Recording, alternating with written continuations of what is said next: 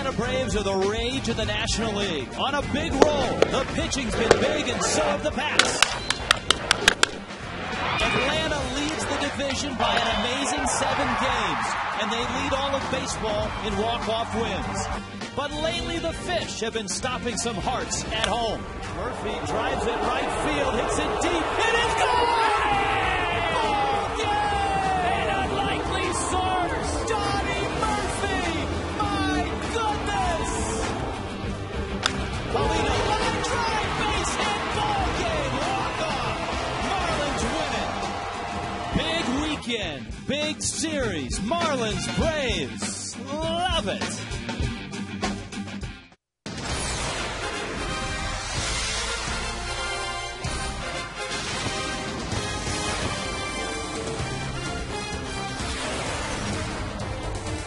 Oh, Miami looks clear tonight, and that's good tonight if you're a baseball fan. Yeah, the weather has cleared up, and the Marlins and the Braves are going to start this weekend series. Dan Uggla and the Fish on a nice little roll. They've won 5 of 7. Alex Sanabria gets the start for the Fish. Derek Lowe will go for the Atlanta Braves. And a Hall of Famer is riding off into the sunset. He might be riding right into the postseason. Hi, everybody. Rich Waltz along with Tommy Hutton. Marlins and Braves for 3. Braves right now, best record in the National League. For the Marlins, Tommy, they've won 5 of 7 in this homestand. They don't need to sweep the Braves, but they just need to keep playing good baseball and win some games in this series. Yeah, actually, the Braves have won 4 of 7 since the All-Star break. The Marlins 5 of 7. You have to go into each series, and this is something that's preached a lot, to try to win the series. If you think about sweeping, you're going to get caught up in all of that. So you try to win the series. And I'll tell you what, there are a couple of other teams rooting for the Marlins in this series as well. The Mets and the Phillies. We have one of the youngest and one of the oldest starters in the National League. And we'll start with Alex Sanabria, who at 21 doesn't seem to be fazed by any of this stuff. No, he doesn't. I know you and I had that impression of Sanabria when we first met him in Baltimore when he joined the club. He'll be making his 3rd Major League start. In his previous 2 starts, he's gone 8 2/3 innings and has not given up a run. How about Derek Lowe? He'll be making his 310th start of his career. So you have quite the opposites in Alex Sanabria, the veteran 37-year-old right-hander, sinker baller, a guy who's never been on the disabled list, Derek Lowe. So you've got Lowe, who obviously has been around a long time. That means there's a large sample size in terms of Marlins hitters against Lowe, and there are some Fish that have really hit him. Yeah, you always like to look at those matchups, and they're a little favorable when you see Jorge Cantu with 4 doubles, 7 for 11. How about Hanley? Hanley needs it. He's gone 15 games without an extra base hit. He needs this matchup. And Dan Uggla, 8 for 23. Those 2 guys, all 3 of those guys, important to get some production out of them against the Braves. Braves come in on a nice roll right now. The Marlins playing well also. Got a couple Rookie of the Year candidates in the house, including Gabby Sanchez, Jason Hayward,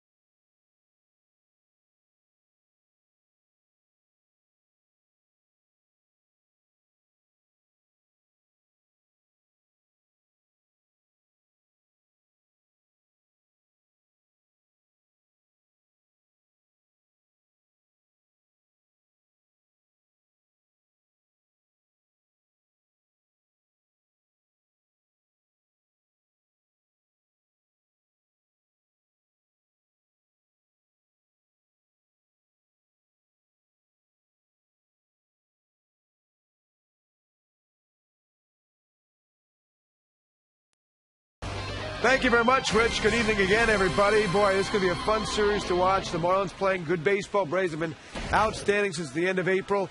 And another reason they're really focusing on a couple of guys in this game is you have two of the best rookies in all of the National League, two of the leaders for the respective clubs. One may not be as a big a surprise as the other because Jason Hayward came out highly touted out of spring training. Gabby Sanchez had to earn his way battling with Logan Morrison, and he has been outstanding. In fact, look at his average. With all the talk about Hayward, it is Sanchez at 303 leading the pack. Buster Posey is knocked up to 353 now, but doesn't have enough at-bats to officially qualify. Look at Sanchez, RBI's third, and Hayward is first. And although he struggled for a while, it comes off a nice homestand where he hit 321. Gabby, 7 for his last 19 at 368 with some big. It seems to be a clutch guy. It looks like nothing like the rookie that you keep looking down and say, well, his first year, he plays like a 10-year vet. Hayward has that kind of poise, too, great baseball instincts on the bases. The Marlins have won 5 out of 6. They've fought themselves back into the context of it being in the race for the wild card, and they hope with a good series back in some NL East competition as well. We talked with the players about their nice run. We try to stay even keel as we can in this clubhouse. We let the media and the fans and everyone else kind of ride with the wins and the losses. But I think we're playing really well, and it's fun to go out there in all facets of the game. We're pitching, we're playing defense, we're getting those timely hits that maybe we weren't getting before. Of course, man. I mean, like I said, 25 guys, you need that, to win a ball game. That's what happened yesterday. And hopefully every night's a different hero for us, and that'll be great. And the Marlins have won 4 of the last 7 series. Lost only 1. They're 4-1-2, but the Braves, just unbelievable. They have won 16 and lost only 1 of the last 21 series with 4 splits as well. So it's a matchup of 2 teams playing terrific baseball in the NL East. It should be fun. It always is when the Braves come to town. Only the 7th meeting of the year between these 2 teams. A lot of baseball between them still to come in 2010. Derek Lowe and Alex Sanabia will match up. Rich and Tommy will call it for you next.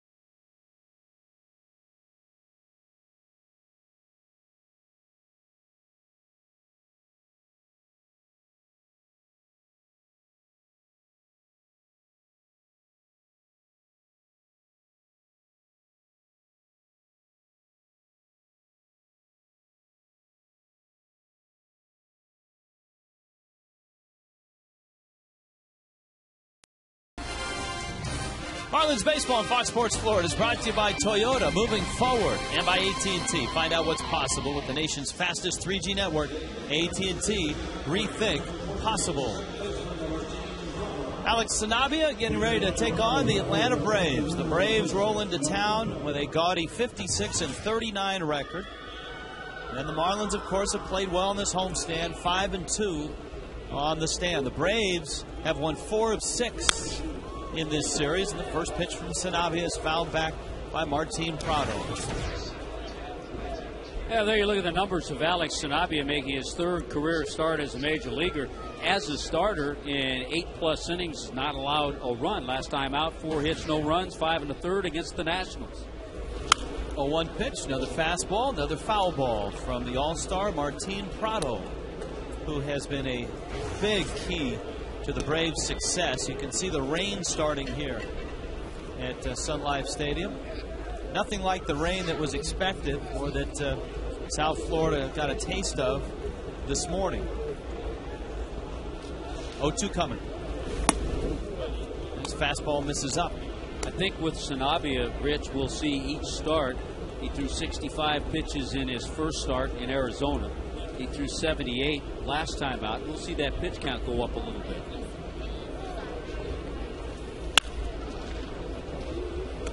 Off-speed pitch is fouled off.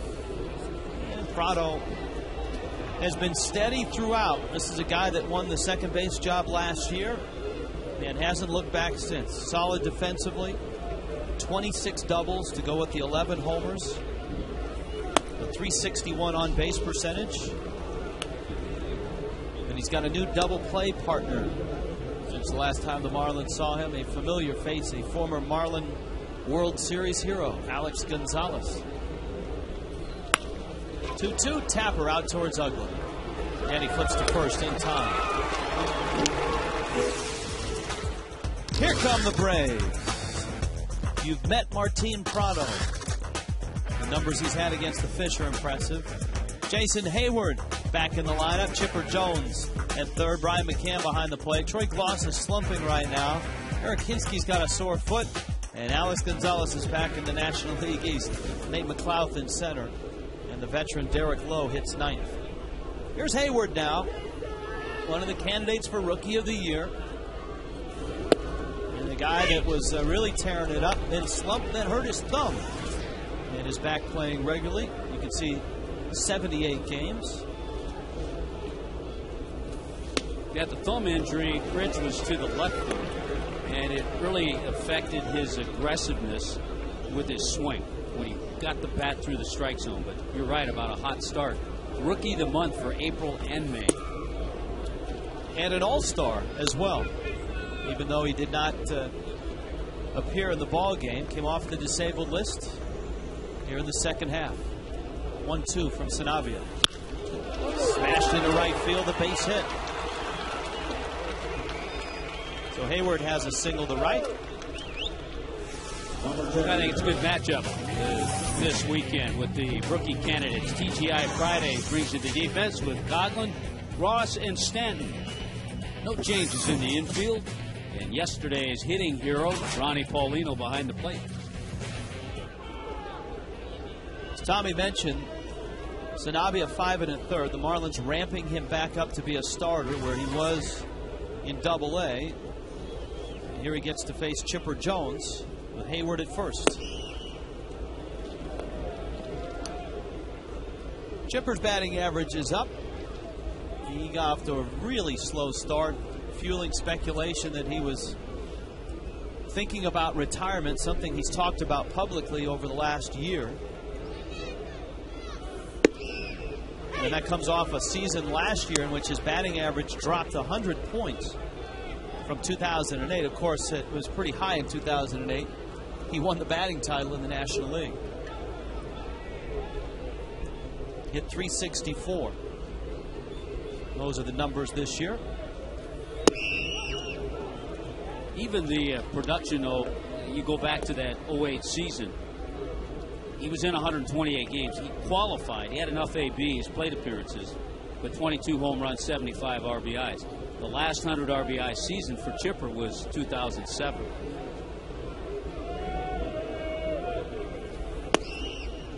Sanabia has fallen behind now, 3-1. Alex didn't walk many people in Double-A. In 14 starts, he walked 16 and struck out 65. And he's walked just 4 in 17 innings. Hayward's running on the pitch. Taken for a strike. Thrown out to second is in plenty of time. Hayward is out. And I'm not sure what he's shaking his head about. But Hayward thrown out by Ronnie Paulino. Well, that's just a perfect throw, a strike call. And look at the throw by Ronnie Paulino. He thinks he got the hand on the bag. It was pretty close. A lot closer when you see it here than initially was. But that's bang, bang. And he's back to the dugout, but Chipper's at first base with the walk. Well, in watching that replay, now you see why he was shaking his head. It was bang, bang. And Chipper down at first base. Paulino's throwing percentage is up. That's a tough call for an umpire, and it's a popular move now on a head-first slide. You show the guy who's trying to tag you one hand, and you pull it back and try to reach in with the other. Well, that's how he hurt his thumb, though, too. So I'm sure Bobby Cox a little hesitant watching him slide head first that way. Bobby's got the catcher's mitt. He's ready to go. 25 years, manager of the Atlanta Braves. McCann, the All-Star Game MVP, pulls one out towards Ugla and charges in on the dirt, makes the catch in the flip. And Sanabia is through the first. The Marlins get their first look at Derek Lowe.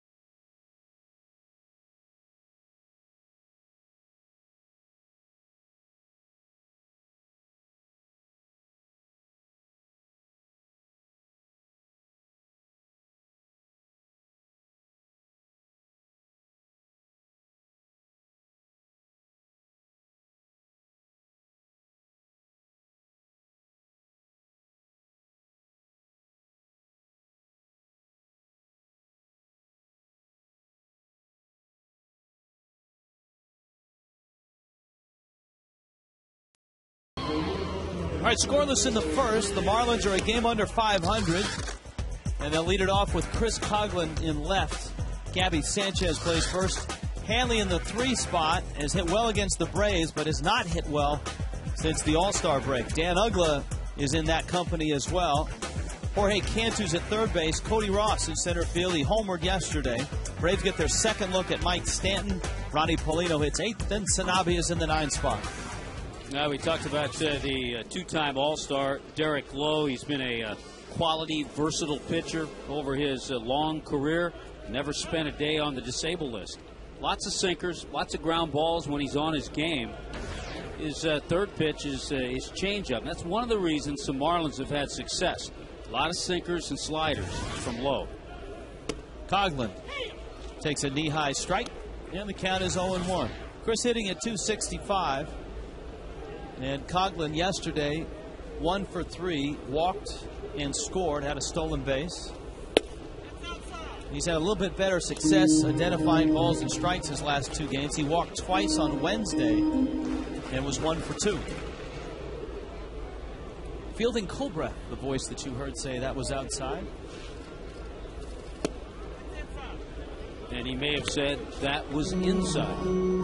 Lowe doesn't waste much time. He likes to get the ball and throw it, making his 310th career start, appearing in his 588th game. Fastball in, McCann wants. And see that dive bomber? Ball moved, bottom fell out of it. Let's hope Coughlin didn't hurt his back on that swing. Remember, he was out for 3 games with a sore back. 2-2 coming. Lines it foul. And it's 2-2. Marlins, of course, 5-2 on the homestand, but they haven't scored a lot of runs on the homestand. If you average it out, under 3 runs a game. But outstanding pitching and an occasional outburst have done the trick. And Coughlin rolls one into right field. So Chris opens up with a single to right. Well, again, TGI Fridays is going to bring you the defense. Always a solid defense for the Braves. Not a lot of movement in left field with Hinsky. McLeod can cover a lot of ground in center. Hayward in right. Chipper Jones lost a step or so, but they make up for it with Gonzo at short. Prado and Gloss on the right side, and McCann behind the plate. Here's Gabby now. Coughlin at first with 10 stolen bases, and Lowe chases him back. Gabby has not faced Derek Lowe. Lowe did not pitch against the Marlins. The Marlins and the Braves play a lot of games from this point forward. 12 games against each other the rest of the way. Yeah, it's amazing. Just 6 games these two teams have played each other prior to the break.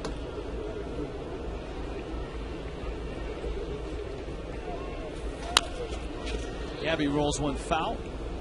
Lowe is pretty quick to the plate, and he'll vary his moves. A slide step hit. He's had quite a career. As Tommy pointed out, very durable. Never been on the disabled list. Has always been able to take the ball, whether as a starter for the Dodgers, for the Braves, or as a reliever when he was with the Red Sox. High pop. And Alex Gonzalez makes the catch. Alex Gonzalez was traded from the Toronto Blue Jays in a 5-player deal, which sent young shortstop Yunel Escobar to Toronto. When Gonzalez arrived at the Braves clubhouse, they were just sitting down for a pregame meeting. He walked into the clubhouse, and to a man, the Braves stood up and clapped. And I think that speaks to the respect they have for Alex Gonzalez and maybe how they felt about Yunel Escobar. Well, a little bit of both. Certainly the respect for Alex and his abilities offensively and defensively, and there were some issues with Yunel Escobar.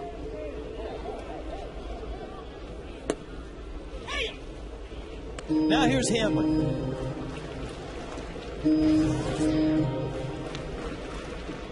Season numbers against the Braves good. Career numbers against Derek Lowe good. 12 of 22, 6 doubles. But run production throughout the Marlins lineup has been an issue, Tommy, especially in the month of July. It's amazing. It's a career high, one he'd like to forget and add on to. He's gone 15 games without an extra base hit. Good numbers, great numbers against Derek Lowe. I'd like to see Hanley correct that problem tonight. I guess there's a couple ways to look at this homestand. The good news is the Marlins have been winning games. The bad news is they really haven't been scoring a lot of runs. And if you want to come back around and say eventually they're going to start scoring runs, so if they can continue to play this way, pitch this way, then they'll really have something. Well, that's how you put together a streak. You kind of mix and match. You put some offense together with pitching. Maybe the day you get the good pitching, you might not score a lot, but you're going to win a close game. So you have to mix and match, put together a streak. Hanley fouls it back to the screen.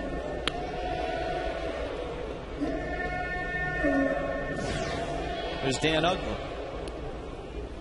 These two bats back-to-back post All-Star break have kind of been a little quiet. 4 for 23 is Hanley. 2 for 24 is Uggla.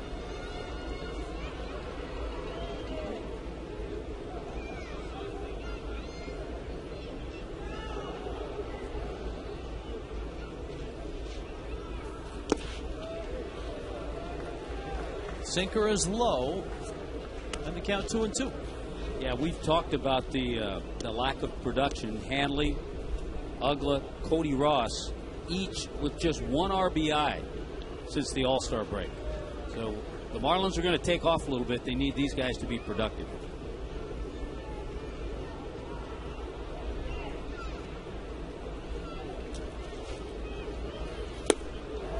Down goes Hanley.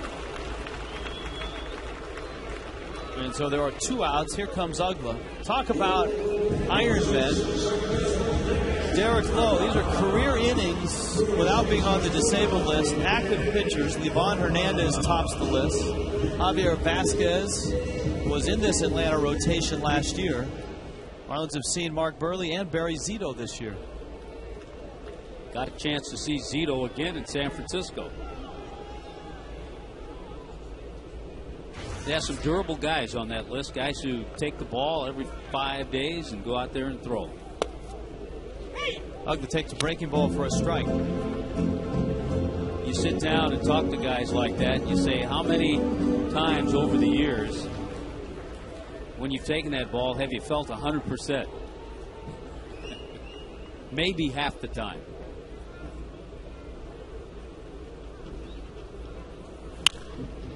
Well, Lowe, of course, unique in the sense that he had success as a closer and as a starter. Maybe not to the extent of Dennis Eckersley and John Smoltz, but still impressive stuff. When you consider his career record, 151 and 125, 85 saves. Yeah, 42 of those in 1 year. Braves on 0-2, pitch out. Cogman's not running. McCann has thrown out 30% of would-be base stealers. That's up a little bit from his usual number. Ugla sends this one to center field, hits it deep. McLeod goes back and looks up. That ball's gone! Tonight, his name is Dan Ugla. A 2-run shot off Derek Lowe. And I don't think that's what Derek Lowe was saying into his glove. His name is Dan Ugla.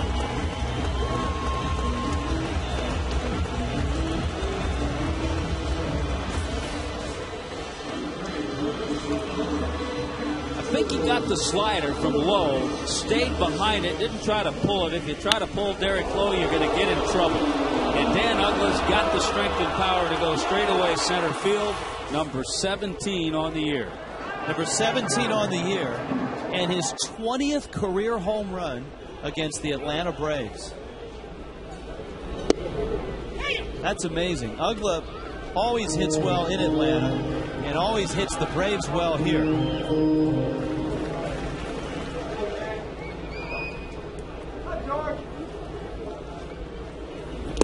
Cantu, big swing and a miss, and quickly it's 0-2. 2-run shot. And the Marlins on the board first.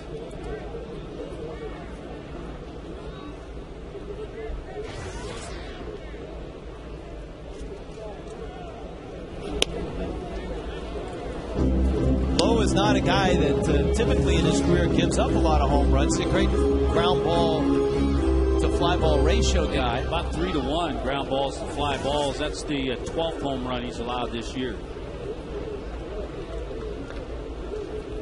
1-2. Changeup, got him. Derek Lowe strikes out Jorge Cantu, but Dan Ugla strikes a blow, an early blow for the Fish.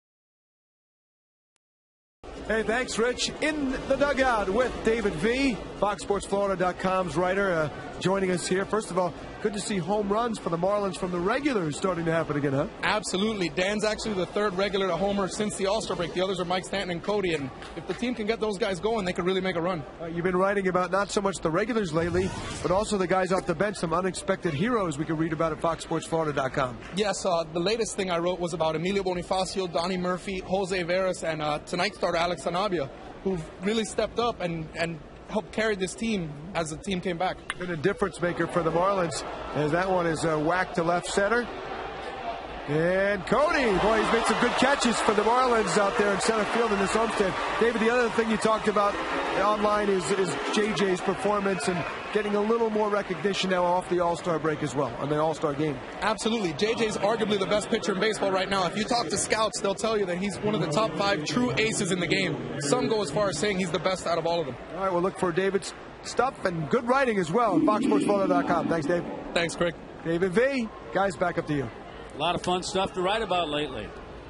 Here is Eric Hinsky with Alex Gonzalez to follow. Another terrific catch by Cody Ross. Well, how many times do we say this? Tracks it back, keeps his concentration, and pulled it in just as he banged against that padded wall. Hinsky with a sore foot lines it into center. Cody picks it up.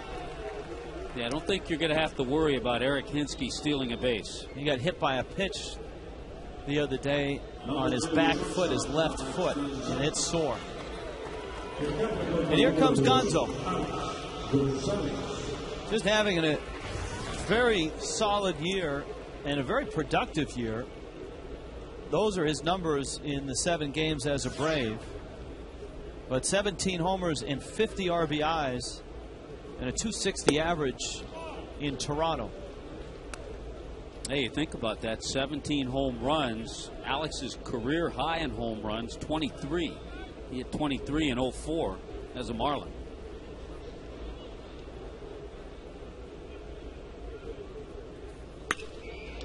Pulls a ground ball into left field. And Atlanta has a couple of singles. Up comes Nate McLeod. We saw the catch by Cody Ross out in left center field. And with any team that is below 500, there are guys that are targets of teams that are in contention. One of the teams that is looking for a center fielder, the Atlanta Braves. And Cody Ross's name has been linked with trade rumors with the Braves. And you can see just in looking at McLeod's numbers why. They thought they had their guy in Nate McLeod, but offensively he's just not been able to get it done.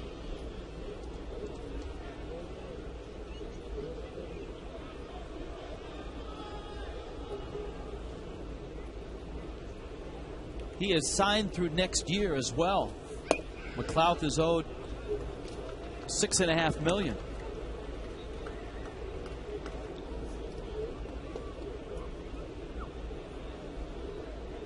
Sanabi's fallen behind 2-0. Staked to a 2-0 lead. Change up ground ball. Gabby spins out there. Hanley returns fire out there. Double play. Nicely done. 3-6-3. Good play by Gabby Sanchez. Alex Sanabria gets a double play grounder. And the Marlins head to the bottom of the second, up 2-0.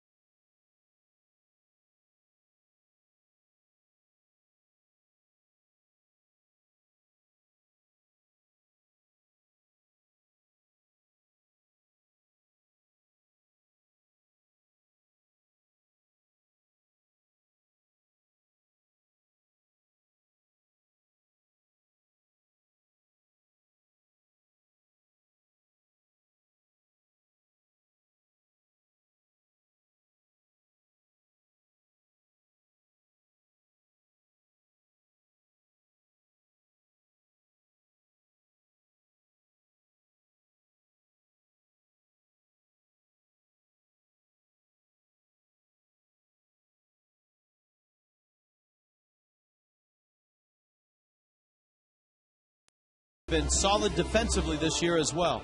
Big contributor right here in our checkers double play of the game. Good communication. After you make that throw, you've got to let the pitcher know. And I'm sure Gabby was yelling at Sanabia, I've got the bag. I've got the bag. So our checkers double play of the game turned nicely. It all starts with that perfect throw to second. Cody Ross, Mike Stanton, Ronnie Paulino against Derek Lowe. Cody takes inside. Cody 2 for 8 in his career against Lowe. Of course, yesterday, he hit a solo home run. And it gave the Marlins a 2-1 lead.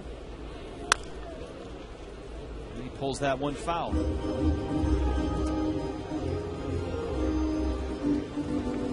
Our Geico quote of the day: anytime you hear your name in trade rumors, it's not a good feeling. It's not the first time I've been in trade rumors. It probably won't be the last. That's kind of the way you have to look at it as a player. Well, I mean, you got to look at guys and teams in almost a similar situation.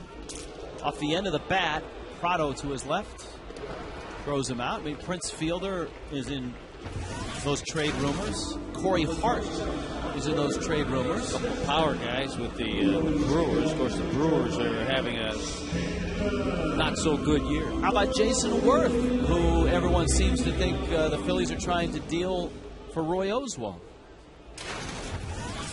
Yeah, where will Roy Oswalt land? I got a feeling by August 1st, he's not going to be with the Houston Astros. St. Louis seems like a pretty good fit for him.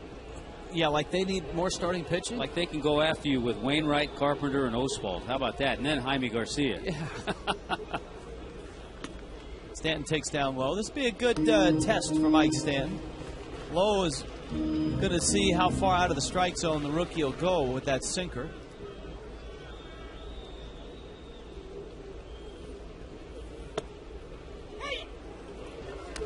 At the knees, and the count's 1-2. Braves saw Stanton in Atlanta. His bat was coming to life. The Braves didn't see a successful Mike Stanton, though. He didn't get a hit in that series. He'd had a good series in Puerto Rico against the Mets with that grand slam, and then Los Angeles. Once he got to Los Angeles and Arizona, then he started to roll, and down goes Stanton. Special guest appearance tonight, reading our promos, ladies and gentlemen, Gabby Sanchez. Hey Fish fans, how would you like to play catch on the field with my teammate Cody Ross? Visit any participating Jiffy Lube and register. You can win 1 year of free oil changes, plus the chance to play catch with Cody. Visit Jiffy Lube for more details. Good job. You know what? And he didn't use the old ball player trick of wear the sunglasses. Took a couple of quick peeks at the cue card and had it on the way. A quick learner. Earlier today, he was on XM radio with Cal Ripken. Had to be a thrill, and he deserves it. When we showed you that the side-by-side numbers of Jason Hayward and Gabby Sanchez, Paulino finished the day's work yesterday with that line drive single to center. After the Bonifacio triple, the Rockies decided to walk the bases loaded and set up a force play at home. And Paulino, with the drawn-in infield, smacked one into center. Yeah, I really loved his approach in that at-bat yesterday. He didn't try to do too much. Sometimes Ronnie's swing gets a little long. He stayed short and compact with that swing, with the infield in, and poked that single right up the middle. And the Marlins, in just 4 games in that series, do something twice, but they haven't done much at all, and that's win a game in their final at-bat. The Marlins now have won 6 games in their final at-bat. That's the lowest amount in Major League Baseball. The team with the most, the Atlanta Braves, 16 in their last at-bat.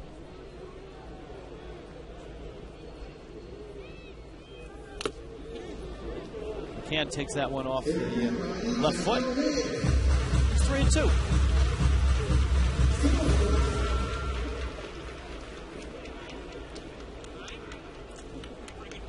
The shin guard doesn't extend to the instep. Yeah, there is a little bit of a little pad. piece there, but it isn't going to take the pain away from that.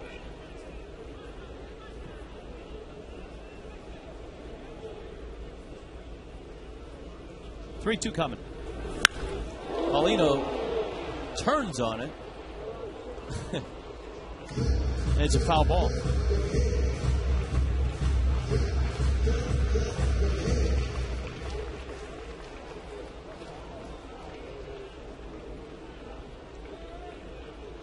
Let's see what he gets. 3-2.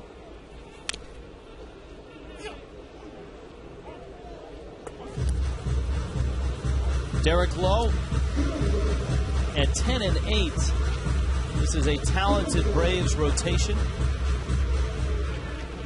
A deep Braves rotation. You know, they pretty much got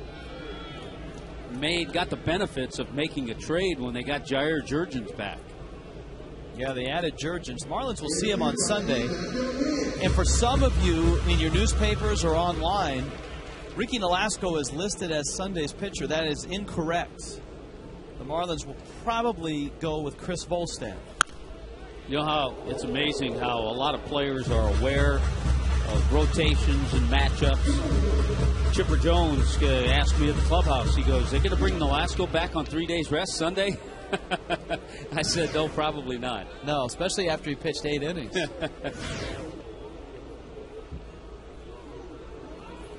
In the dirt. That's a nice job by Ronnie. It may not turn into a run, but it will turn the lineup over, and it allows Sanabria to come up here. A 10-pitch at bat against Lowe. Yeah, good job by Ronnie to get that pitch count up and to get the pitcher up there. Still looking for his first major league hit is Alex Sanabria.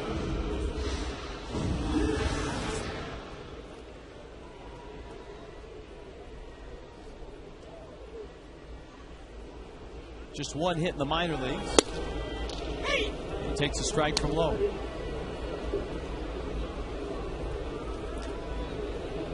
Alex out of Chula Vista, California. So he's headed home, the San Diego area. Marlins going to San Francisco and San Diego next week.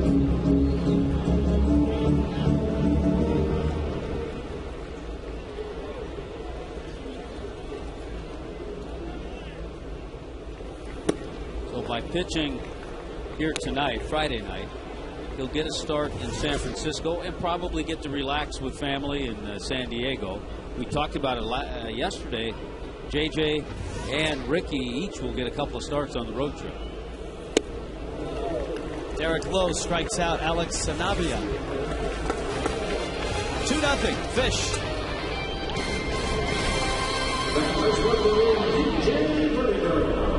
Thanks,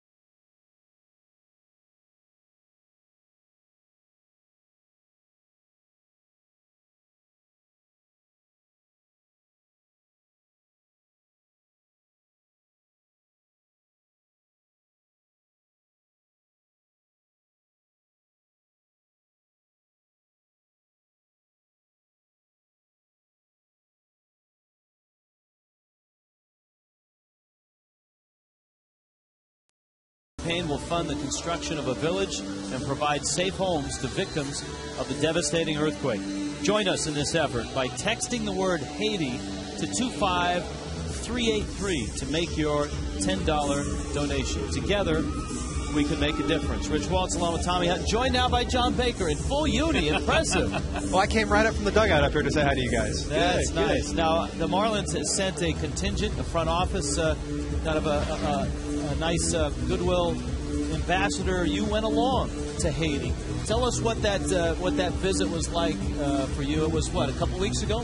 Yeah, a couple weeks ago, and we only stayed down there for 2 days, but it was definitely enough to see some of the devastation that's taken place since the earthquake in January, and learn a lot about the country itself. It's really poor, and I think that the earthquake has just put the international spotlight on the country. And the Marlins are trying to raise funds. Yes. Low misses on that breaking ball. Marlins are trying to raise over $150,000. They want to build a village of 25 double homes. What does that mean, and what would it mean to some of the people that you saw? Well, I think that when you go down there and you see the conditions that people are living, basically you have people living on garbage. It's an amazing thing, and we're trying to build concrete homes that are covered with roofs. And life really needs food, water, and shelter. And you're talking about a country that doesn't have food, water, or shelter. And it's a disturbing sight to see, and we take so much for granted growing up in the United States that it was a perspective trip for me. I've been disappointed because I haven't been able to play baseball, and sometimes you feel sorry for yourself, and then you go on a trip like this and you realize how blessed you are, how lucky you are to grow up and live in the United States, and for us to play this wonderful game of baseball for a living. Now, we saw Angela Smith in one of those shots from the Marlins front office. Who else went down there with you? It was Angela, Adrian Mora, Eric, who does the video here, and then we went down with Food for the Poor. Great company here out of South Florida. Yep. They've already donated $100 million. They've raised since January to help the country of Haiti, and it's just been an amazing effort on their part. Derek Lowe hits a one-hopper. Hanley on a hop. Nice. Gets a nice play by Hanley, and Lowe is out number one. See, that looks nice from up here, too, doesn't it? It does look nice. I'd be clapping right now if I was in the dugout. Hey, the thing about the trip also, it brings awareness, as you said, because so many times devastation happens in a country, and then there's a lot of awareness in the first couple of weeks, and then people kind of forget about it. A lot of this has been pre-earthquake. They've had a lot of problems prior to the earthquake, haven't they? Yeah, Food for the Poor has been down there for 25 years. I think they first got down there in the end of 1984. They hand out 2,400 pounds, I think, of rice a day, 800 pounds of beans, and they've been doing that long before this earthquake. Martin Prado facing Alex Sanabria. I was told, too, Vic, the homes, concrete floors, will hold about 7 or 10 people. I mean, and not 7 to 10 people by United States standards, but it's such an amazing upgrade. We had some video they showed earlier on the video board, and it showed the conditions they were living in. And these people, when you move them into a home like this, and we got a chance to move a family, they can't even fathom what's happening to them. They can't believe it. They cannot believe that they have shelter, they have a place to go to the bathroom that's private, and they have a mattress. That was another thing. I heard you were able to give the key to I got to give a key, and this, I tell you, watching the video now again, it's amazing to see the woman's reaction, because you give the key to the woman. They are the head of the household down there, and she was in awe. She was dumbfounded. She could not believe the things that she was seeing. And here you have, this is video it's called the Shada, and here's a pig.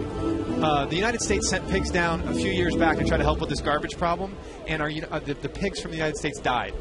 But these Haitian pigs live, and if you keep watching this video, you're going to see that there's people playing and living here among pigs in a giant pile of garbage, and we take people. Line shot into the corner. Coughlin racing to get it. Prado's going to end up with a double. You take people there and you give them shelter. And I'll say, here's another thing about Haiti that I don't think a lot of people realize. We're playing the Atlanta Braves today. The flight to Atlanta is about 2 hours. The flight to Port-au-Prince, Haiti from Miami is closer. It takes less time to get to Haiti than it does to get to Atlanta. This is a team that's in our division.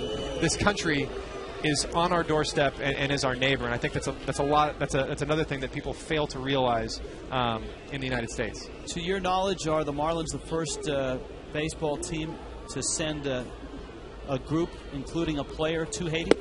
I don't know about a group, but I do know that we're the first team to send a player, just like we were the first team to send players to Kuwait and Iraq. And it's been quite a year for you, hasn't it? It has been. It has been a year. I'll tell you what. It's been a tough year.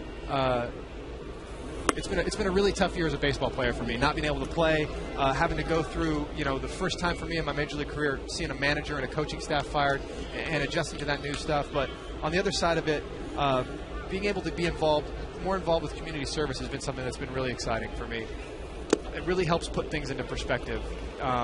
Tomorrow is a great example.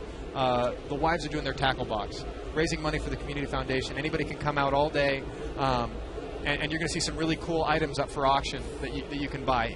Things autographed by Hanley Ramirez and Mike Stanton, rare things that we've kind of pulled out of the clubhouse. You're not going to be able to get anywhere else. The wives are going to be selling that tomorrow.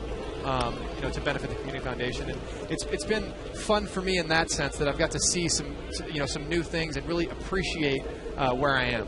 That's a great point, because you get down there as a player when you're active, and you're so focused on that, on your team, on your career, and how things are going, that sometimes you let the other stuff slip by a little bit. Yeah, absolutely. And I'm sure, the time that you spent playing baseball, anybody can attest. We get so locked up and so focused on this game, and it's something that we love, and we play with a passion. And all 25 guys that we have on our team, they want to be out on that field. And sometimes I think we get so singularly focused and so single-minded that that's the only thing that there is. And you realize there's a giant world out there, and sometimes other stuff is a little bit more important than the hit the ball with a stick game. All right, quick, a little baseball question. Go a little baseball. I know you've had a chance, and I know last year you guys were such a good tandem in a platoon situation. We both agree, Rich and I, that Ronnie has stepped it up. Ronnie's game has really been nice behind the plate. Absolutely. He's a guy who caught every day in Pittsburgh. He knows how to handle that situation, and in my opinion, he's gone above and beyond. I mean, he's kept the offensive production up, and that's the hardest thing playing down here.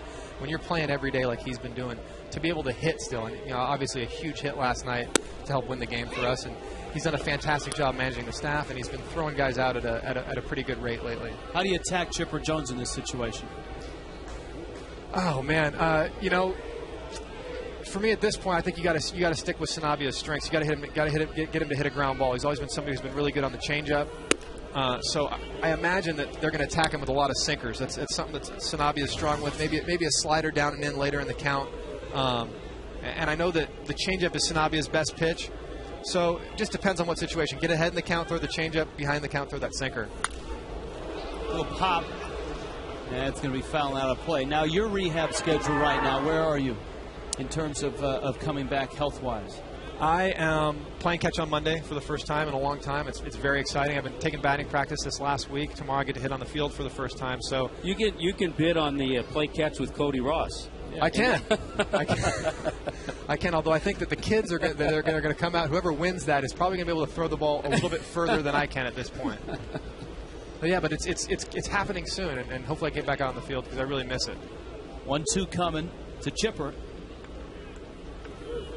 Do you have a date? Do you have a time frame where you look to be back on the field? We haven't really set a date at this point. It's all going to depend on how the throwing goes. If I play catch and I'm successful, it's going to be a lot faster than I think that what we think right now, which is end of August, beginning of September. I'd like to be on the field now, and if I could take somebody else's arm, I would do it in a heartbeat. Well, Tommy and I aren't using ours right now. Swing and a miss. There we go. Change up at the count. Beautiful. Strikes out Jones. And we got the call from up here in the booth, too. I like that. Change up, got ahead, got 2 strikes on Chipper. Pulled the string, had a little movement, took it away, and gets Chipper Jones. That's a big out. All right, so now the Marlins have been able to get Chipper. Now how do you go after Brian McCann? Well, I think, Mac's not having the kind of season that he's had in the past, but he's always been huge in situations like this, and I think that you kind of want to play it pretty safe here. Or you go right at him. Go right at him with your heat. I think he was trying to come in there, and he left it up and got away with it. But, yeah, Brian McCann's been somebody who's been incredibly clutch. Just take a look at the All-Star game, the at-bat he had against Thornton. Hit the double to give the National League the win. And he's always seemed to beat us late in the game and in big situations. So, for me, I think we throw him a few change-ups here, try to stay down and away, and see if we can get him to hit a ground ball. That fastball almost came back over the plate. It just misses in, and it's 1-1. Sanabia's pitch count now at 50. Braves with runners first and second, 2 out in the third. Sanabia misses down low. Now it's 2-1. Little slider there. Yeah, now I think you got to stay down. So is this the case? Is this the case if you're catching in this situation? Even though a walk would load the bases, you got a right-hander up there, you're not going to be that upset? Yeah, no, I'm not going to be that upset, especially with Brian McCann.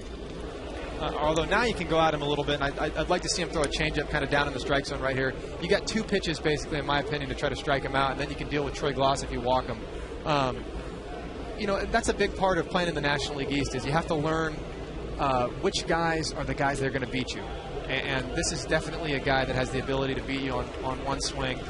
David Wright's another one, and then about half the Phillies lineup. Brian McCann, 12 career home runs against the Marlins. Ryan Zimmerman is I would add to that list as well. I like watching Ryan Zimmerman play when he doesn't play against us. But it's like a swear word in our dugout, Ryan Zimmerman. Breaking ball, line to right. It is hooking. Foul. Wow. Just foul. And if he were in the lineup, we'd add Matt Diaz to that list, too. Yes. Last year it got to the point where Freddie told me, when Diaz comes up, just tell him what's coming. See if that works. So that was our plan of attack at one point. Just try to throw fastballs down the middle and tell him what's coming because he hit everything. Did it work? It did work. That's how you get Matt Diaz out. Throw fastballs right down the middle. That's it. It's the only pitch that works for the Marlins. Well, let's see what he does here again. Another 2-2 count. A double by Prado, a walk to Hayward. Sanabia struck out Chipper. The 2-2. Yeah, that's a good pitch. So you could come back and throw that again. Absolutely. I think that's his best. That's his best off speed pitch. That's his put away pitch. I say you go for it again here, and if you walk him, you deal with Troy Gloss. And if he rolls over on it, you have Dan Uggla in shallow right field. And you shake hands in the dugout. Oh, gorgeous pitch. Nice call, Big. Doubled up on the changeup. Beautiful. It's a beautiful thing. It's good to see that, although I haven't been playing, Ronnie and I are still on the same page. Hey, thank you for all that you do in the community, going to Iraq, going to Haiti, and we look forward to seeing you back on the field soon. Yeah, hey, you know what? It's a pleasure, and thanks for having me up here in the booth today. Good fun. Thanks, Big. Thanks, guys. Come back. I will.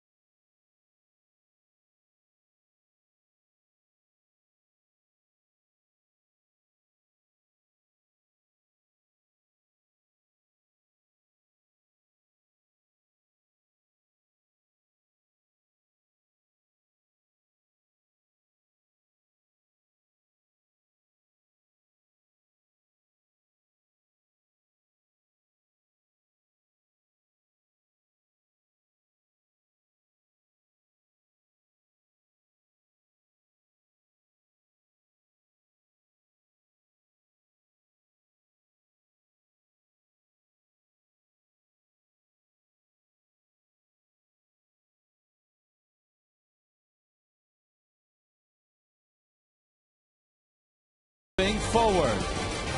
And by AT&T. Rethink possible.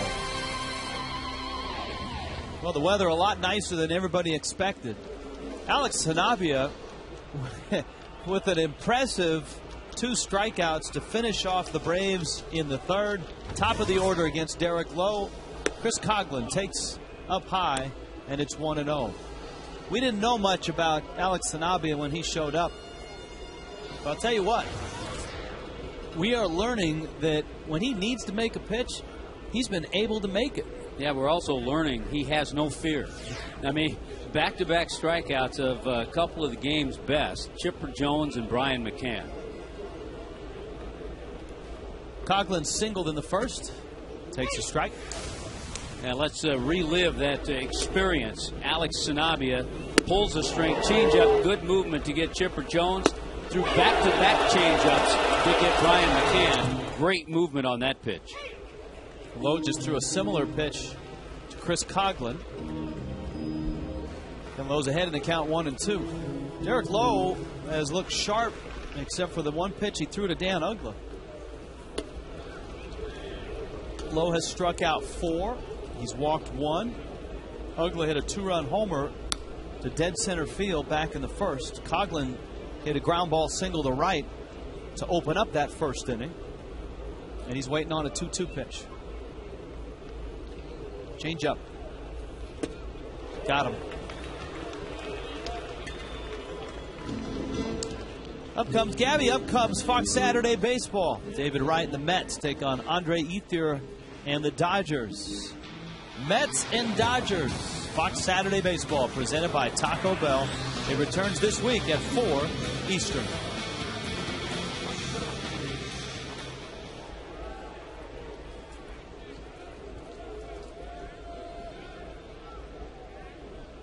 Here's Gabby now. See how much run Lowe's sinker has as McCann had his glove out over the plate and then ended up getting handcuffed by that pitch. He's almost one of those guys you set the target middle of the plate because it will move. It might start on the outer part and then move inside.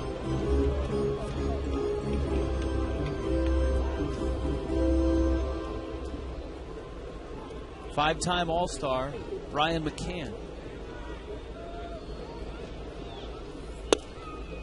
Yeah, that's amazing. 5-time All-Star, and he's 26 years old. Yeah. He's won 3 Silver Slugger Awards, including last year. Braves have him locked up through 2013. It's interesting when the Braves offered Brian McCann a contract, a 7-year, $40 million contract. He signed it. They offered almost the same deal to Jeff Francoeur. Francoeur did not sign his. And of course, was since traded away to the New York Mets. Gabby lines it. Donzo snares it. 2 outs here in the third. I wonder if Francoeur still has the same agent.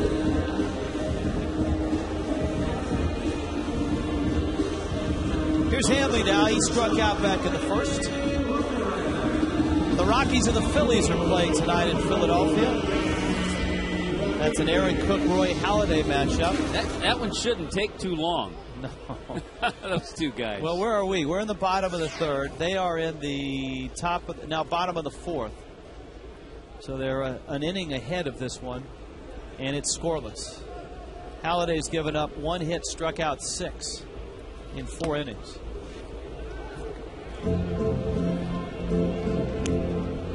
And you know Aaron Cook has that sinker going. Just look at the Rockies lineup. Carlos Gonzalez is back in the lineup after sitting out yesterday.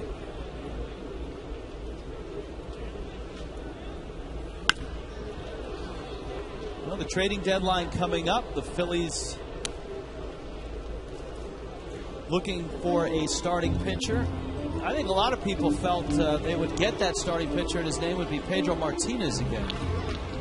But there were some that thought they might even get Cliff Lee back also. Pedro through his agent and said he will not pitch this year, but he is not retired, so he may want to come back next year.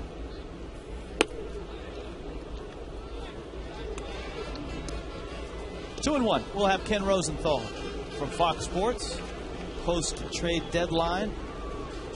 That night we'll be on the West Coast, so we'll get a chance to talk about all the trades, the moves that were made.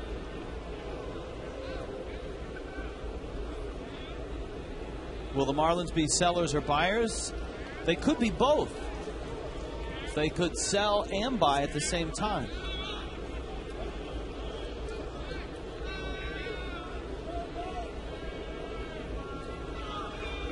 What about the Mets?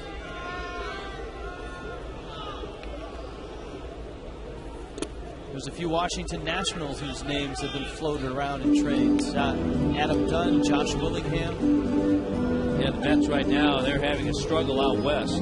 They've lost 4 straight. Lost 2-0 last night in L.A. on a Matt Kemp 2-run home.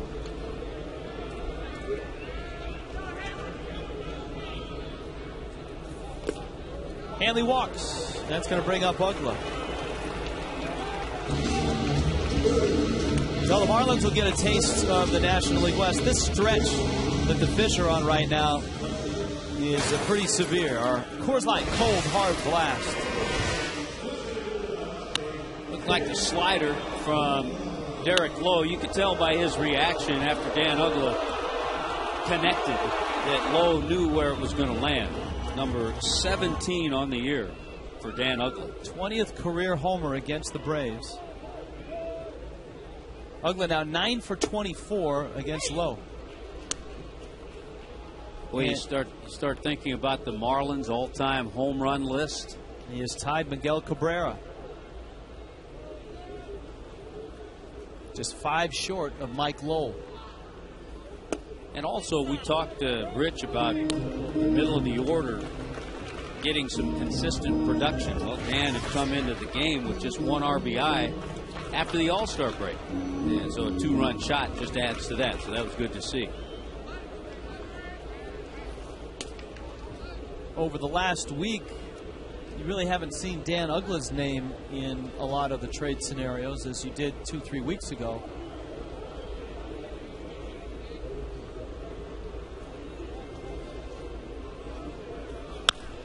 Uggla pulls that one towards the corner. Hinsky at the track makes the catch.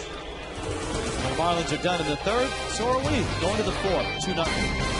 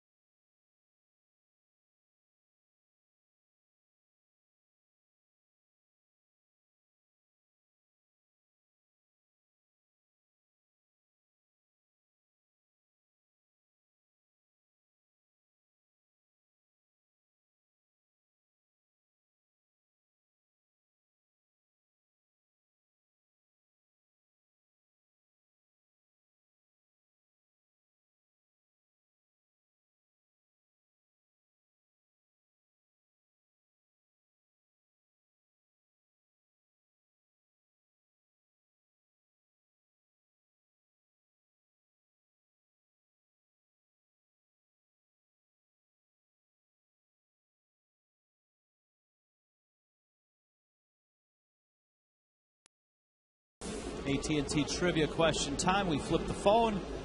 This date in 2000, Who were the 3 Cincinnati Reds inducted into the Hall of Fame on this date in 2000?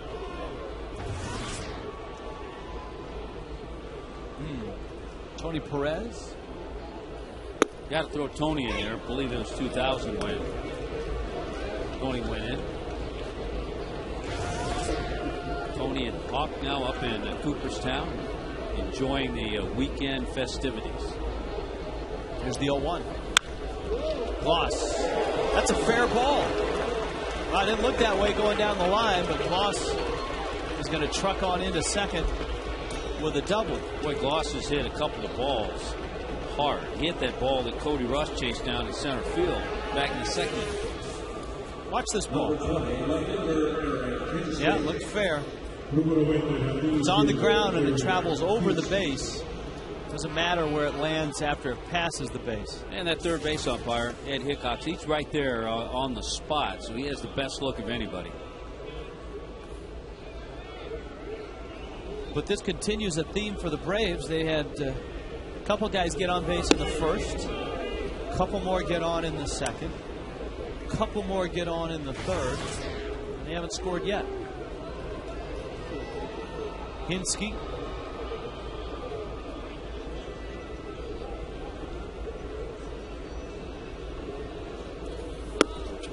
Paulino throws behind.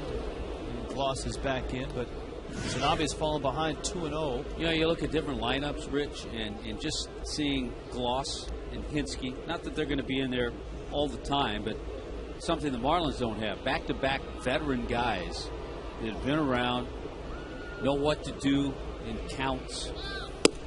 A couple of guys who can swing the bat. Well, the Marlins don't have a guy as well that they can stick in their lineup that's left-handed to the extent that the Braves have. You've got McCann, you've got Hinske in there, you've got Chipper, who's a switch hitter, you've got Hayward in there tonight. Now, I was talking to Matt Diaz, who's had such great success against the Marlins, but most of it against left-handed pitching. And he was upset to hear that Nate Robertson had been designated. He said, yeah, I remember the days when it was, you'd come in here and it'd be back-to-back. You'd get Dontrelle Willis and Scott Olson.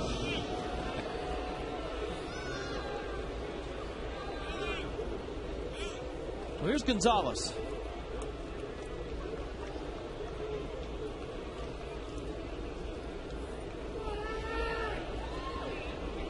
Gonzo continues to swing the bat well since he showed up in Atlanta.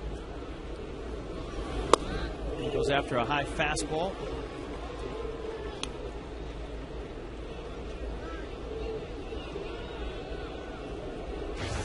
He's now 11 for 28 for the Braves. So his average on the season overall about 270. Sanabia goes up to get a strike. It's 0-2. We've talked about it so many times, and it was one of the big reasons the Marlins in 03 won the World Series, but with the infield of Lowell, Gonzalez, Castillo, and Derek Lee. One of the best defensive infields you're going to see. Tried to climb the ladder that time with the fastball.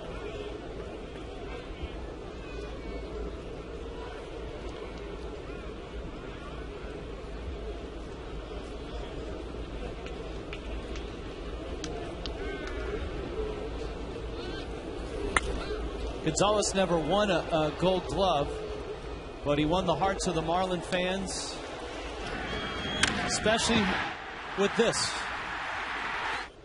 The game-winning home run against the New York Yankees in the 2003 World Series. Against the right-hander Jeff Weaver.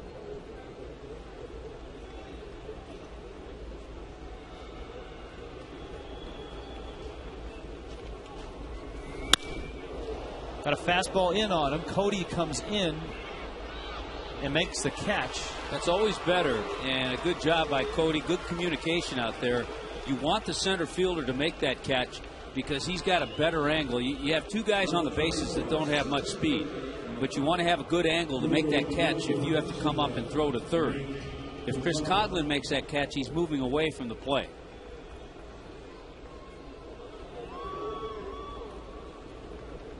That's how he worked Gonzalez. All fastballs. Stayed with fastballs to Gonzalez.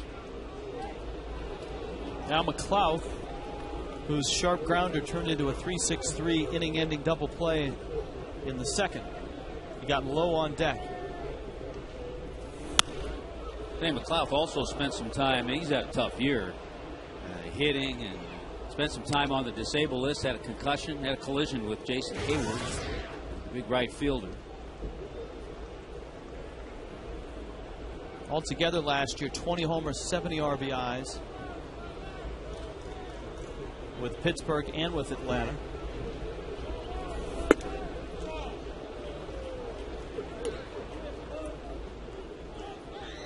Was an All-Star in 2008, won a Gold Glove in 2008.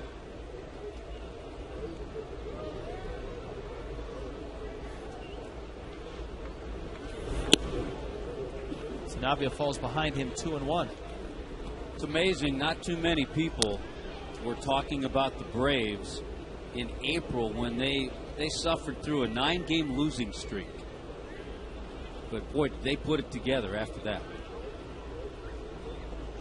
Well, and they look poised for a run in August and September. Rotation deep. You got a skipper that's been there. Guy that won 14 consecutive division titles is retiring at the end of the year.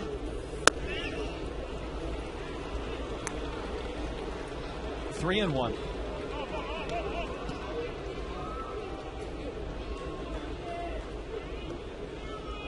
Gloss and Hinsky don't have the best of speed out there. You got the pitcher on deck.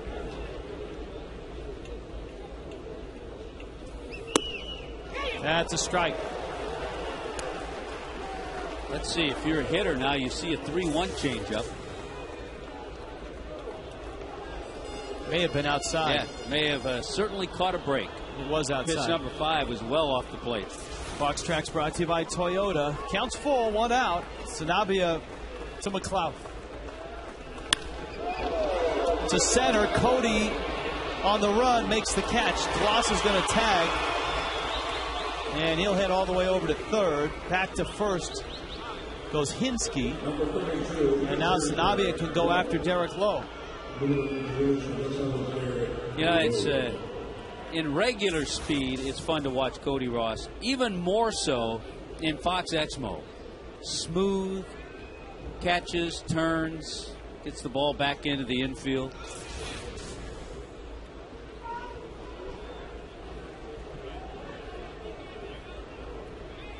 Remember, Lowe almost got a hit in the third when he hit a deep ground ball into shallow left. Hanley, going into left field, made the catch and a one-hop throw to get him. Lowe not bad with the bat. I mean, he's not going to sacrifice here, but he was used the other night by Bobby Cox as a pinch hitter to drop down a sac bunt. Got 8 sacrifice bunts, and you saw how he swung the bat in the third inning.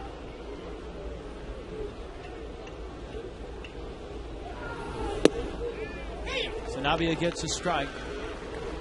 Sanabria at 75 pitches right now.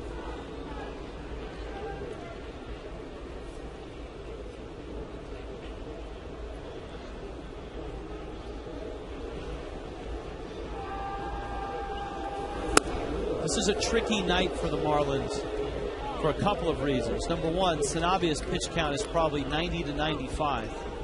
Number two, Leo Nunez, by all accounts, is off limits.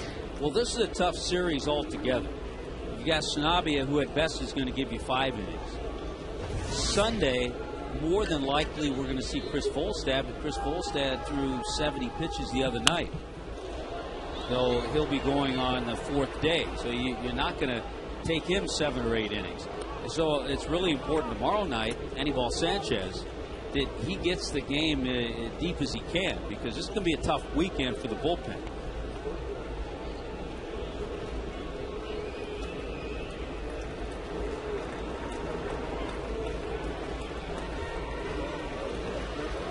Two and two. Let's see if he can put away Lowe.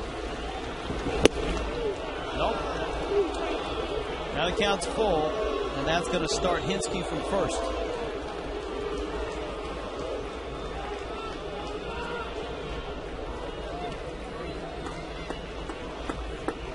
There he goes, 3-2.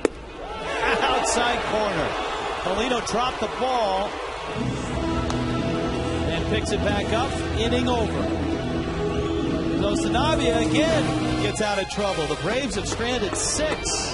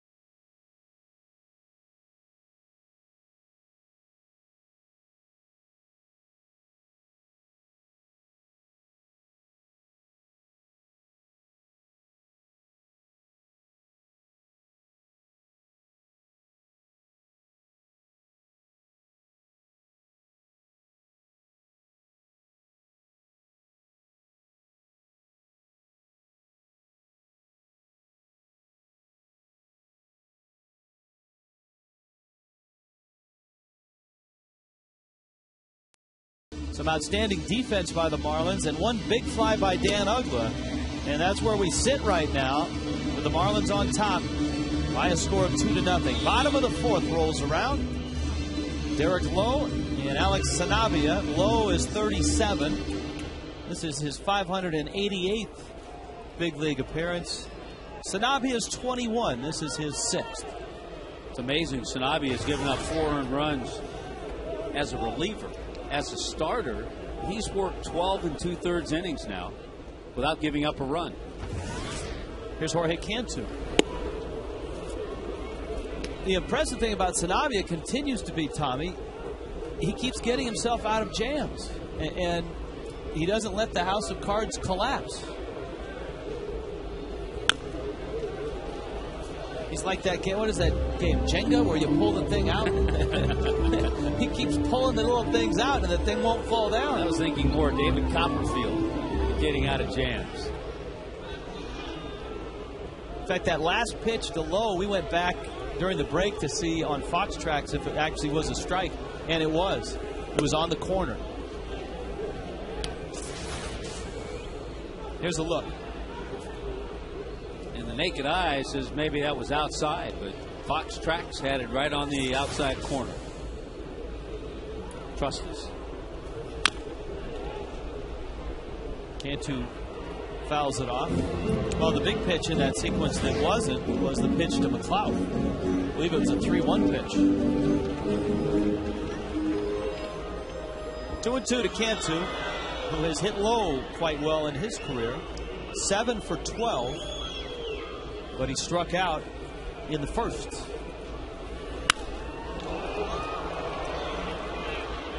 Jason Hayward went back, now comes in and makes the catch. All right, the AT&T answer. We haven't, other than Tony Perez, there's got to be like an old-time Red that went in. Because Morgan went in sooner than that. Oh, yeah, he was in much before Tony. Sparky went in, and long-time broadcaster, Marty Brennan. That's good crew. I was reading an article today where Sparky and Tommy Lasorda, each in the Hall of Fame, have already put in their phone calls to Whitey Herzog, who's going in with Andre Dawson. Whitey Herzog, one of those guys that you almost felt like he retired too soon, that he could have managed some more. Got a good question for you. I heard this discussion.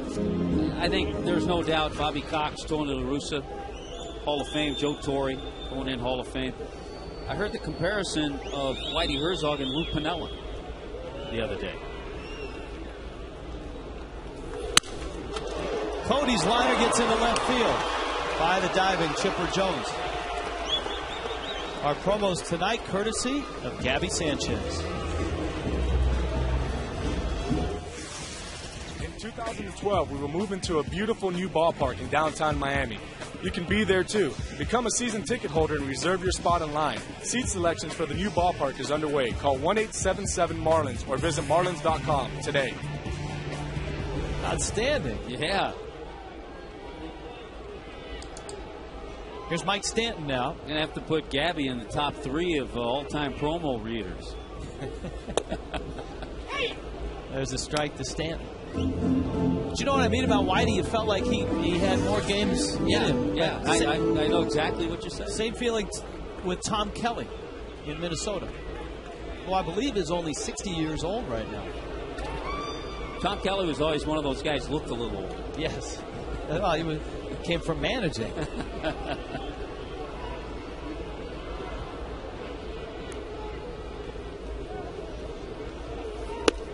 So the comparison, Herzog to Piniella. Yeah, they were very similar, much more so than I would have guessed. And so the argument was, well, if Whitey Herzog is going in as a manager, and certainly Bobby Cox will, what about Lou Piniella?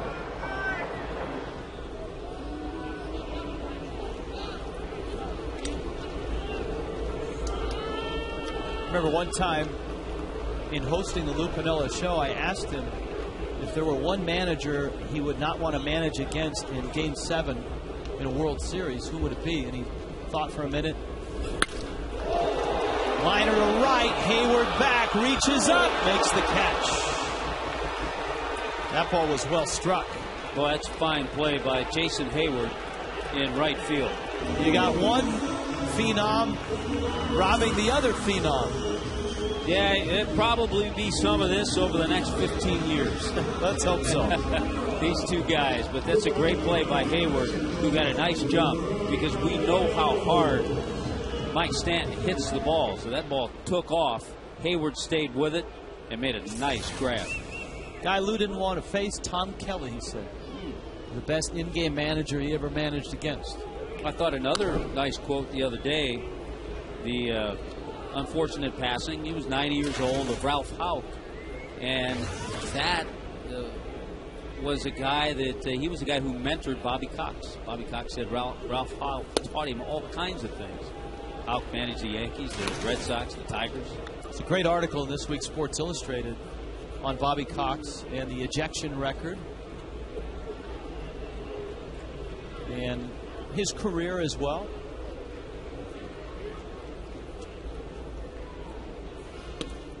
But he, of course, the all-time leader in ejections. And you, to a man, you in that article did a nice job of talking to a lot of Braves, current and former. They all said the reason he did it was to protect the player, to keep the player in the game. Paulino takes down low, 2-1. How about the fact that Bobby Cox is the only manager Chipper Jones has ever played for? He may be the only manager Chipper Jones ever plays for. If Chipper does walk away at the end of this year.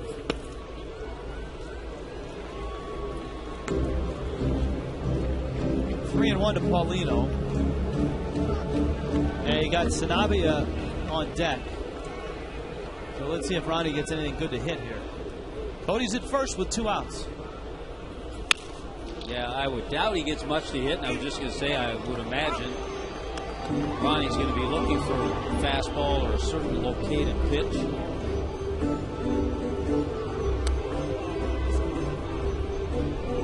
Phillies have scored first against the Rockies, 3-0 bottom 5.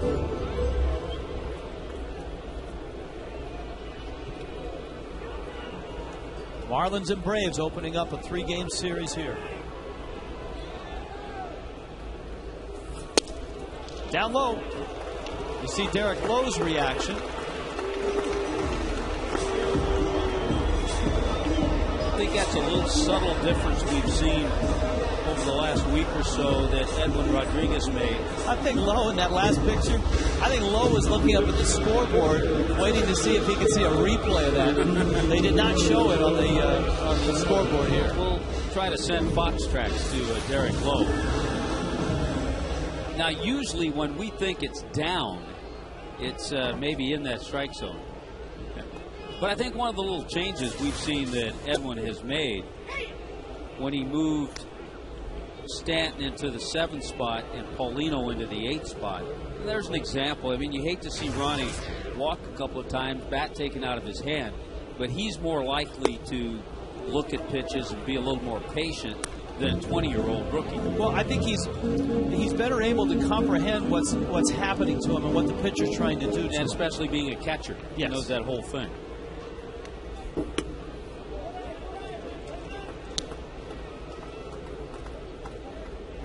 Counts 1-2. Sanabia struck out in the second.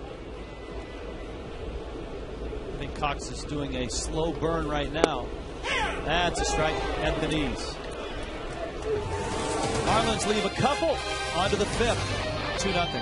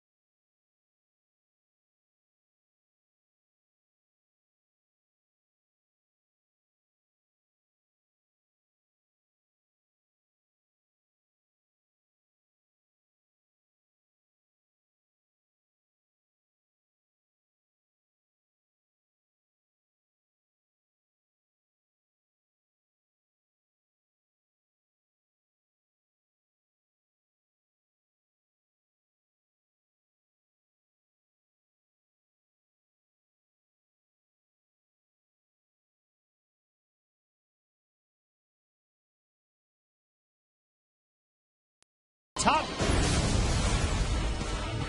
Time now for our Just for Men look ahead to the Marlins schedule.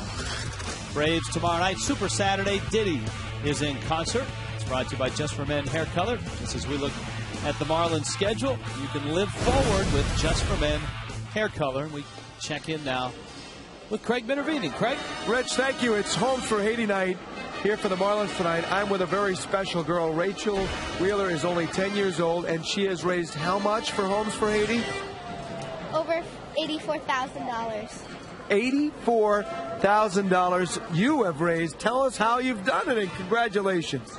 I've went to my mom's chamber meetings, and people have just donated on my website, www.foodforthepoor.org/Rachel.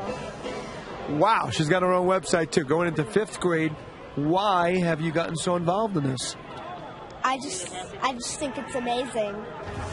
We think you're amazing, too. Mary is with Food for the Poor, who in conjunction with the Marlins are trying to raise another $150,000. Mary, first of all, there's a very special girl between us here. She is. She's one in a million. We have a lot of donors that are young, and they're our next generation of donors, and I think Rachel, just shines in the category of our youth today. What can anyone watching tonight do to help out? Well, they can visit our website. And tell us again the website. Our website is www.foodforthepoor.org, and then there's Rachel's website. Rachel, do you have a website? www.foodforthepoor.org/Rachel. .org/Rachel. Okay, and now. And we're also doing a Haiti campaign tonight for the Marlins, Homes for Haiti. So whichever you would like to donate to, it would be wonderful. These people need all our help. They are in desperate situations. Thanks for your time, guys. Rachel, way to go. Thank you. And how about a Go Marlins? Go Marlins! She's a good Marlin fan, too, guys. What a story. Back to you.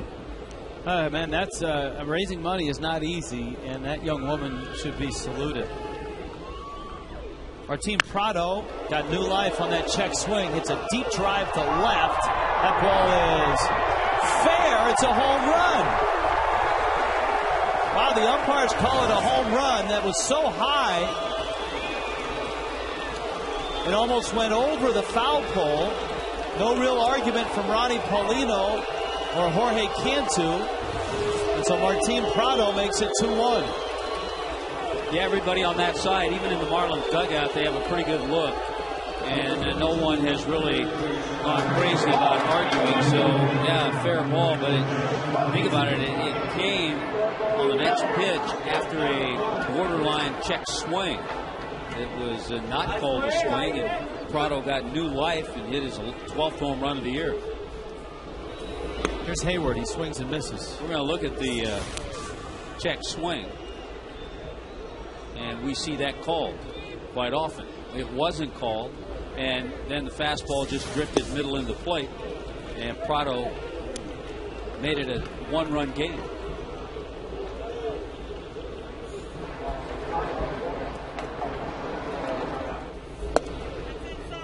Hayward takes inside, and it's 2-1. Jason Hayward is singled and walked.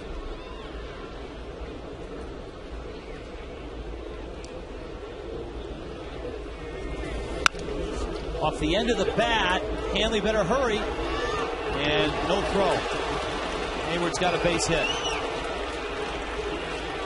Well, one ball hit a ton for a home run, and the next ball hit off the end of the bat. A little cue shot. Hanley had a long way to go. Remember, he's playing more toward the middle.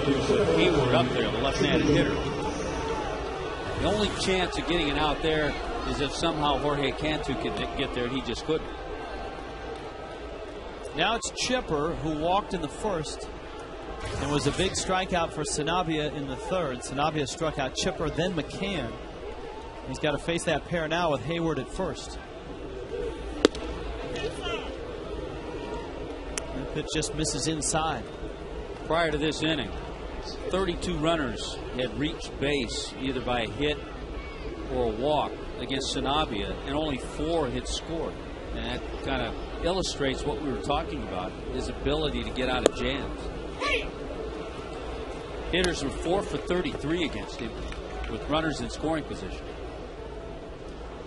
Ryan Sanchez. Again, this is a game that the Marlins are going to have to piece together with just about everybody in the bullpen, except probably Leo Nunez, who had a heavy pitch load the last 2 ball games. It's the type of game you want to see. You would have liked to have seen the Marlins really jump out, score a lot of runs off low. You get locked into these close games against the Braves are tough. Because Braves have an outstanding bullpen. Now they're much tougher at home. The Braves are 34-13 at home. On the road, 22-26. That 34-13 is the best in all of baseball.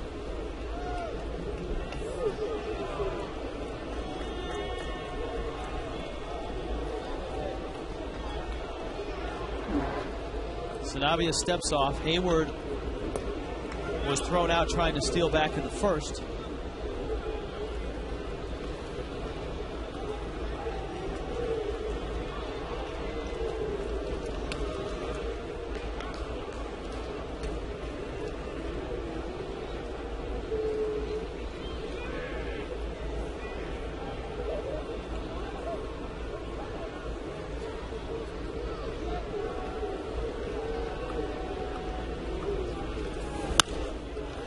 Good fastball, and he popped him up. Cantu approaches. In the first out of the 5th.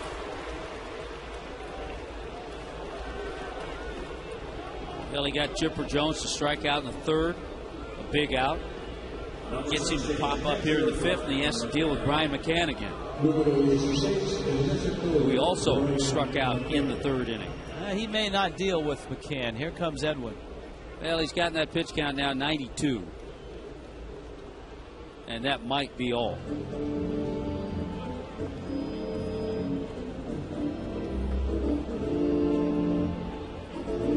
Well, he's asking Ronnie Paulino what he thinks. It's an interesting moment because Sanabria has been able to get McCann twice with runners on. And he is going to go get Sanchez. So Sanabria is on his way out. In comes Sanchez. Jean Maroney. Call to the pen. When you need a car, truck or van, need a car. Maroney!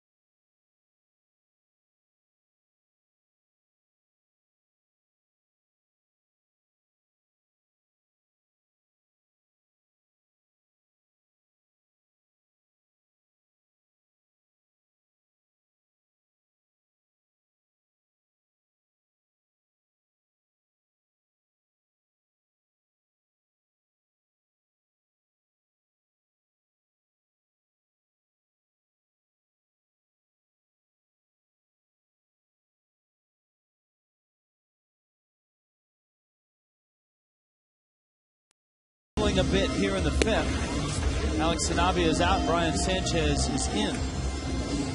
Sanchez comes in to face Brian McCann. You've got Troy Gloss on deck. Jason Hayward is at first base. It's a little earlier than you're used to seeing Brian Sanchez. Yeah, and I think the whole bullpen was made aware of that with Alex Sanabria, the starter, not knowing quite how far he would go and certainly keeping a close eye on his pitch count.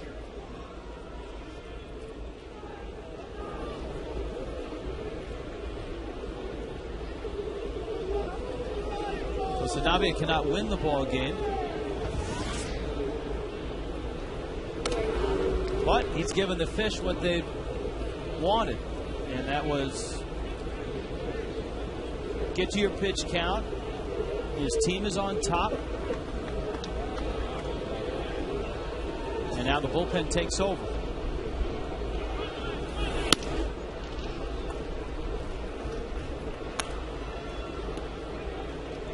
Fresher arms, a little different look for the Atlanta hitters. I think it's going to be a lot of different looks tonight for the Atlanta hitters.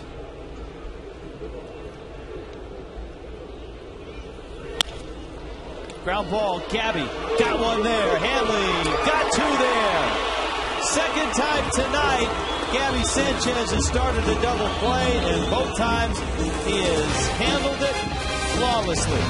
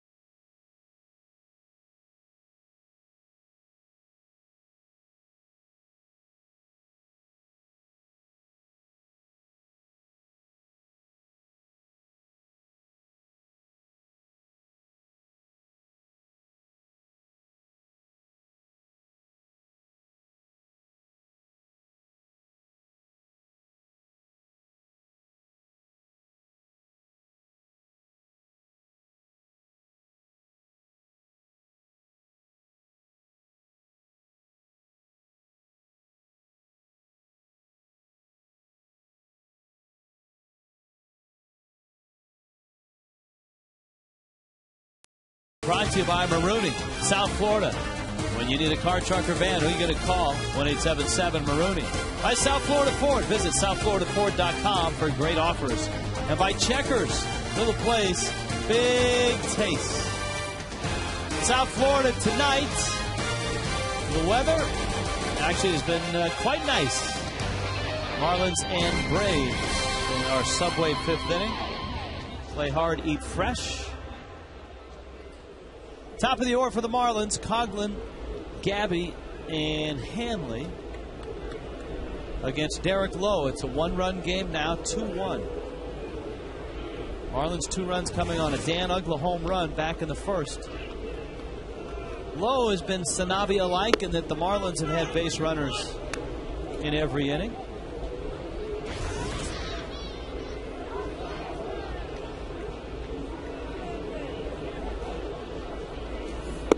Coughlin takes a strike. Chris singled and scored on the Uggla homer. Just one hit since then for the Fish. That was a Cody Ross single. Yeah, the one thing Lowe's been able to do, and you watch him, and when he has success, he keeps that sinker down. Knees are lower, and that's what he's been able to do.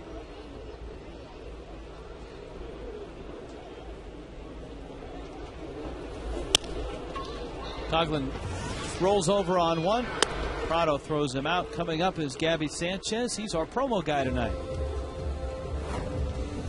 Tomorrow night is our next Baker Concrete Super Saturday featuring post-game fireworks and a concrete with Sean Diddy Combs. Watch us battle the Braves at 7:10 and fans get a Marlins rally drum. Call 1-877-Marlins or visit marlins.com. Marlins baseball, serious fun.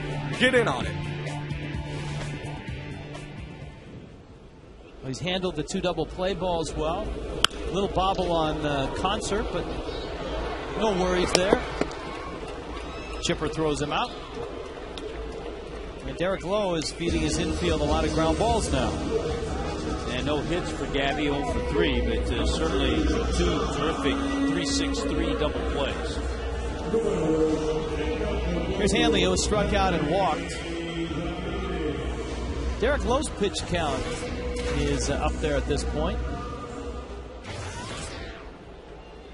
87 pitches.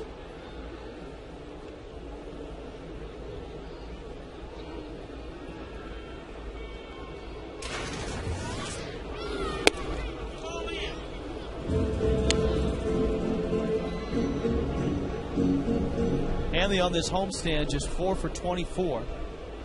But as we told you, he's hit low quite well. 12 for 23.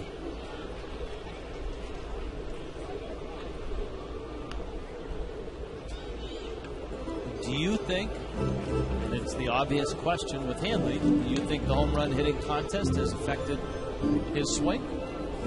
No, I think it had gotten long before. I mean, he's had periods where he's shortened it up, but when his swing gets long, that's where he has trouble. I'm sure people in another day or two will start reading about that if Hanley's struggles continue.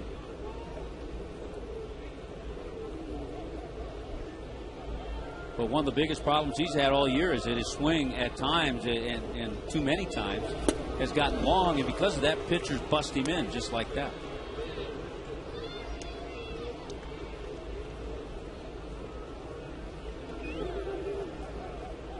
That's where Lowe has worked him.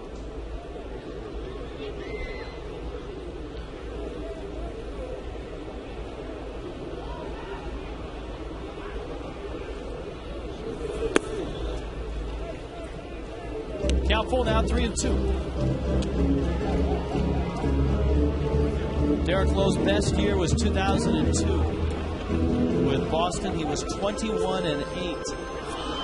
And he was second in the Cy Young voting. Some would say his best year was 2000, when he was 4-4 with 42 saves. Two-time All-Star. And in that year of 2002, he did throw a no-hitter. He no-hit Tampa Bay. Gonzo throws Hanley out. And Derek Lowe goes 1-2-3 through the Fish in the 5th.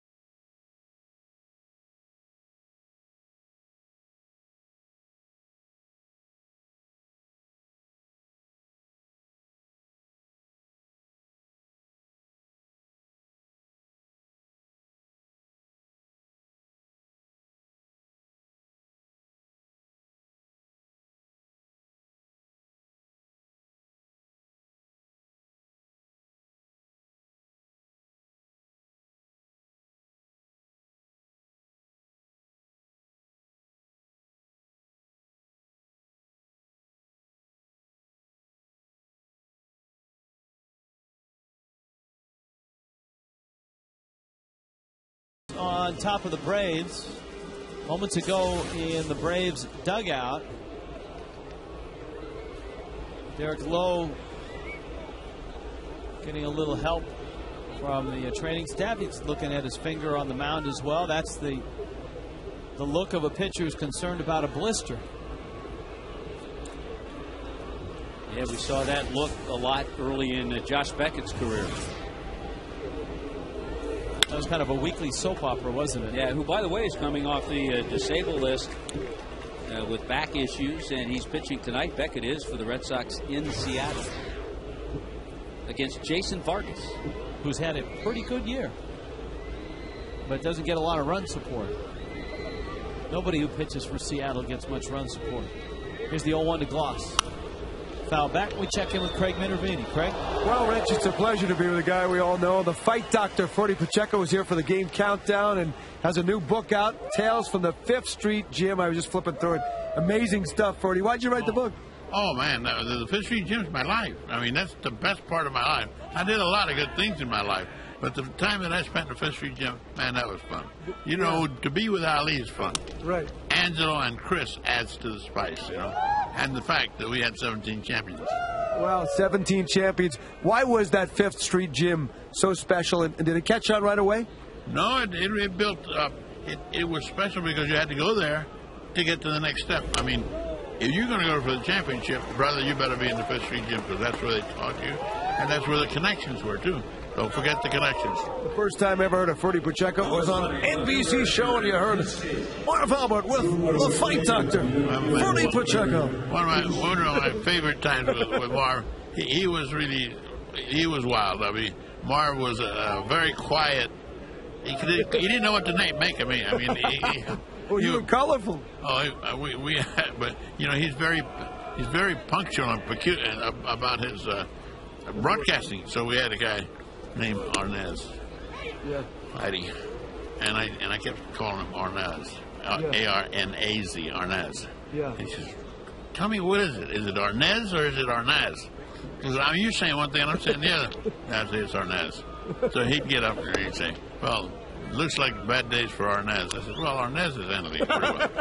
It would drive him crazy. He said, "Which is it? Which is it?" Hey, can boxing ever get back its status? No, it can't get the status because for boxing to exist, you got to have the Arabs and you got to have the kings and you have to have the casinos and the money that goes in right now.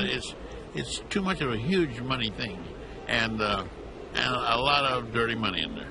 Good luck with the book. It looks like an amazing read. Tales from the 5th Street Gym. It is out now. Freddie Pacheco, and you can get that, I'm sure, anywhere?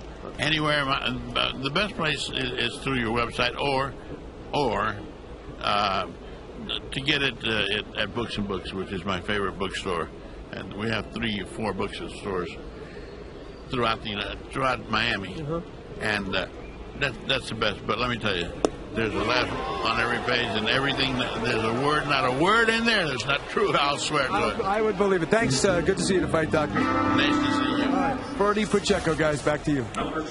Speaking of dirty money, how about Brian Sanchez? How about some dirty pitches? That's a good pitch. The split, all in the strike zone, and he gets a couple of strikeouts. Gloss and Hinsky. Isn't that Diddy's group, Dirty Money, tomorrow night? I think you would know more. When it comes up on your iPod, Tommy, don't you? I just shortened it. It just says Dirty. Here's Alex Gonzalez. He's singled and flied out.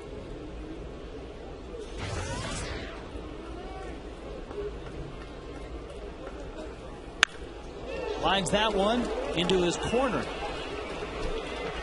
Coughlin picks it up. Alex Gonzalez has got 2 more hits. You talk about a guy that went from Toronto, not obscurity, but certainly not the limelight, right to a first-place team. And he's playing like it. He's playing like a guy that all of a sudden has been given a big shot in the arm. I hear the old term. He gained a lot of games in the win column, and he's in first place. Toronto's a 500 club right now. Of course, Alex went to Cincinnati, went to Boston, had that year that he didn't play. 08. Remember, he had the fractured kneecap? Didn't play the entire season. Now Sanchez trying to get Nate McLeod.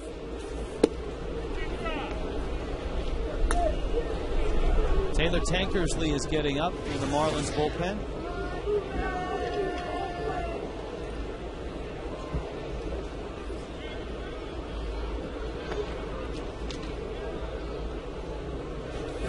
This is one of those games that you and I have talked about when you have just the one left-hander in Taylor Tankersley. Matt Diaz, who's been on fire, is on deck. You have to look ahead and try to pick that right spot to bring in Tankersley. And this is a problematic team to pick that right spot, just like the Phillies will be, because you don't know if that spot is in the 6th, the 7th, or the 8th, and there's times where, you know what, you can't worry about the 7th or the 8th. You got to get the out in the 6th, but then again, that bat comes back around 2 innings later. Yeah, probably the best spot in the lineup would be the Hayward, Chipper Jones, McCann. Those 3.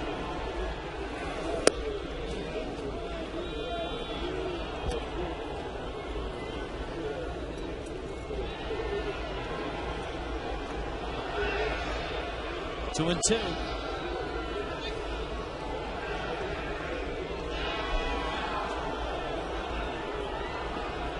Sanchez starts with that split grip.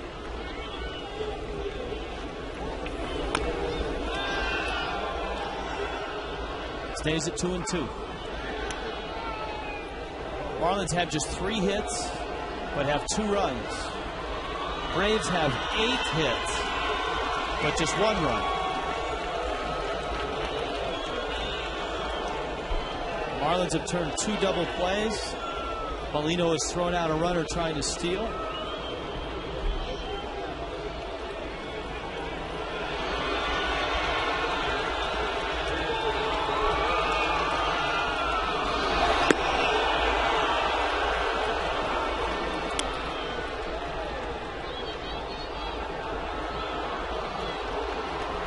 McLeod has seen a lot of splits. And he may just see another one.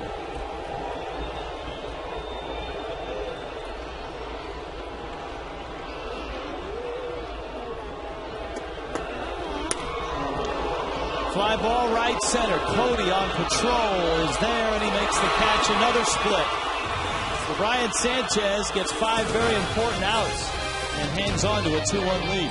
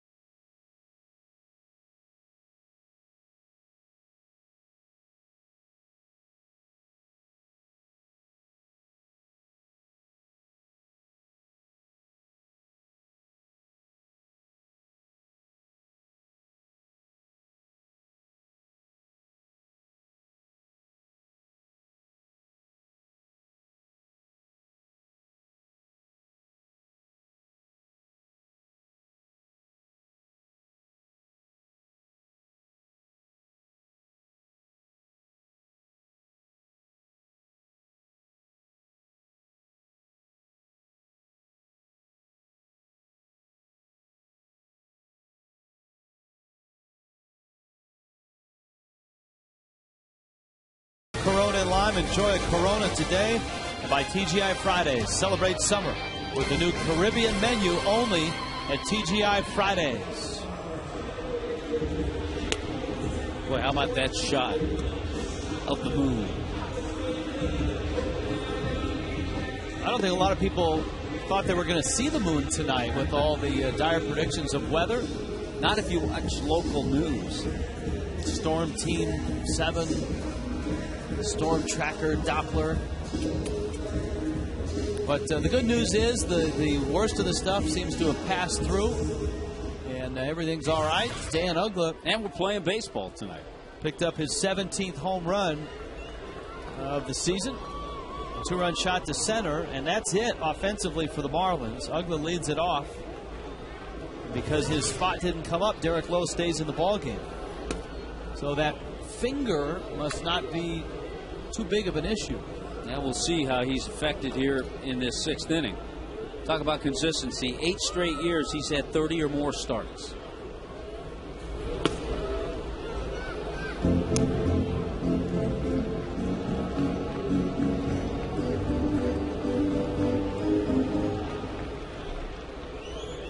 Two 2-0 to Uggla. You see his career numbers against Lowe. Pretty good. Uggla hit what looked like a slider. Yeah, he hasn't thrown too many sliders. He stayed with the sinker. He's thrown a few changeups tonight.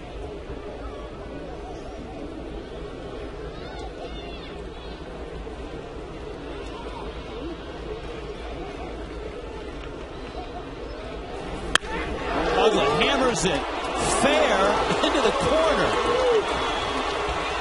And he's got himself a double.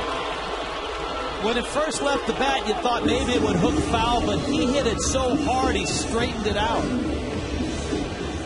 That's also a good sign. When you're not swinging well, you don't stay back and behind that ball and you hook it foul. You hit it hard, but you hook it foul. When you're locked in and swinging the bat well, you keep that ball fair. Last night, last couple of games, Dan had just missed a couple of pitches, so you could tell he was getting close. And so a home run and a double tonight. He's had nice at-bats. Cantu 0 for 2. And a strike from Lowe. Let's see if the Marlins can at least manufacture a run here. Nobody out. Because Lowe knows that Jorge Cantu is thinking about driving a ball the other way, his first pitch, that good sinker in. Looks like he's going back in there. Misses. Ball and a strike.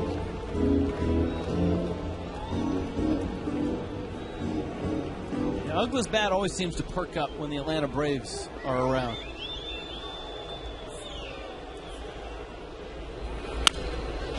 Chopper to third. Chipper throws him out. And Cantu fails to move Uggla up. Let's see what we're going to freeze here. Our Coors Light freeze cam. Oh, yeah, Ronnie Paulino throwing out Jason Hayward.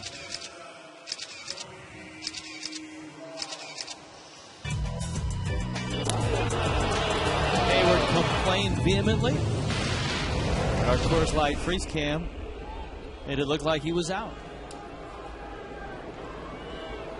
Ross has bounced out and singled.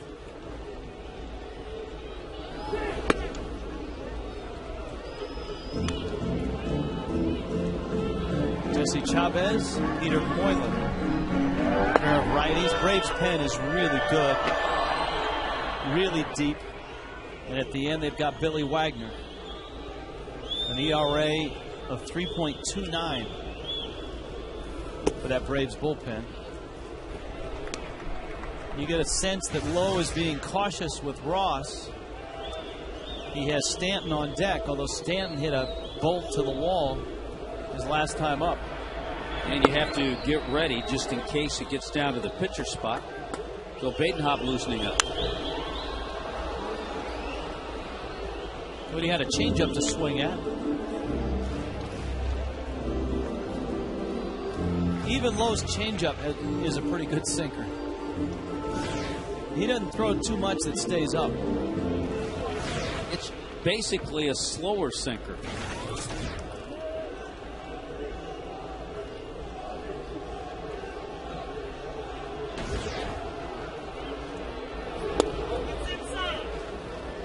here fielding Kulbreth saying it's inside.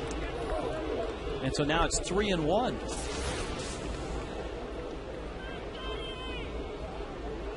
Yeah, way off the plate inside. Let's see what Cody gets. 3-1. Uggla's out at second. Marlins trying to add on to a 2-1 lead. He missed. And that sets up a Mike Stanton, Derek Lowe matchup, unless Bobby Cox wants to go to his bullpen.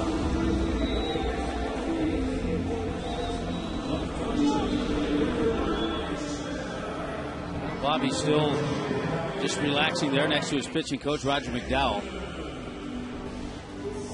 Stanton struck out in the second and then sent fellow phenom Jason Hayward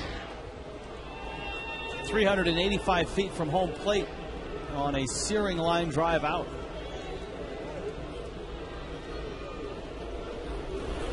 Stanton liner left, backing up is Hinsky. He makes the catch. Wow, he has hit 2 bullets tonight. One to left and one to right, and nothing to show for it.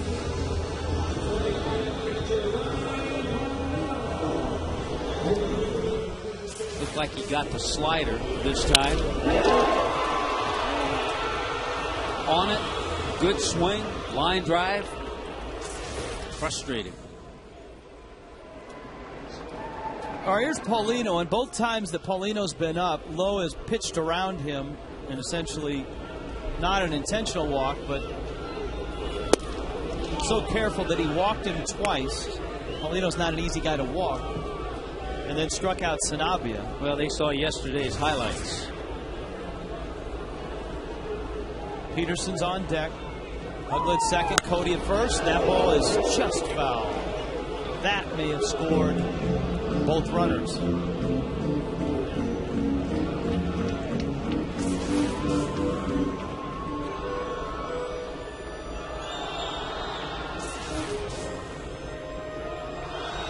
Ball and a strike. Ronnie's thinking to himself, I didn't get that pitch to hit my first 2 ABs. He may not get another one that good.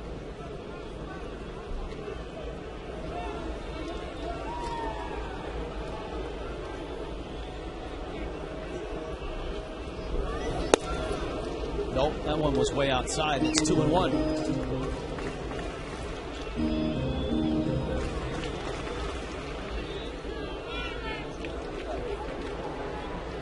Paulino drove in the game winner yesterday.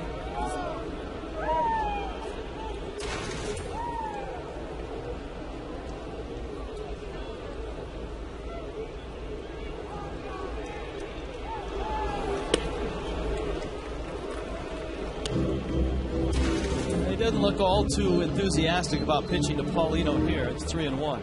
Yeah, and you have to wonder if Bobby Cox will keep him in to pitch to Brian Peterson.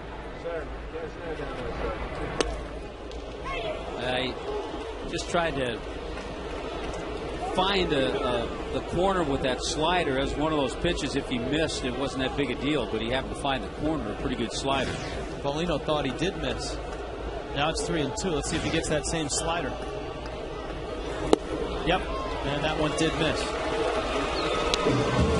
So they're loaded, and the Marlins put this at bat in the hands of Brian Peterson. Roger McDowell on his way out to the mound.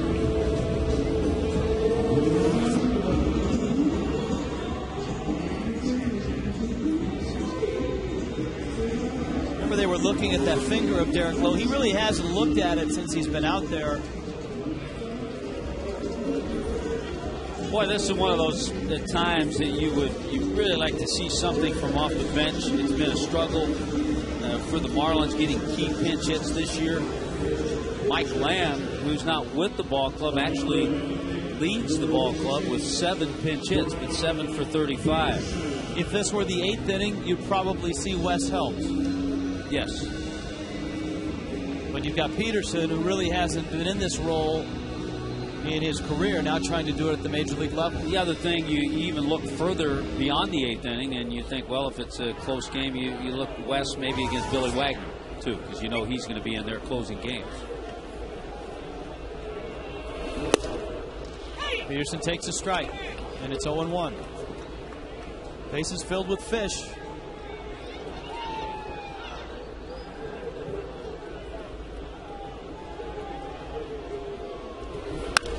Peterson, a ground ball into right field. That's a base hit. Oakland scores.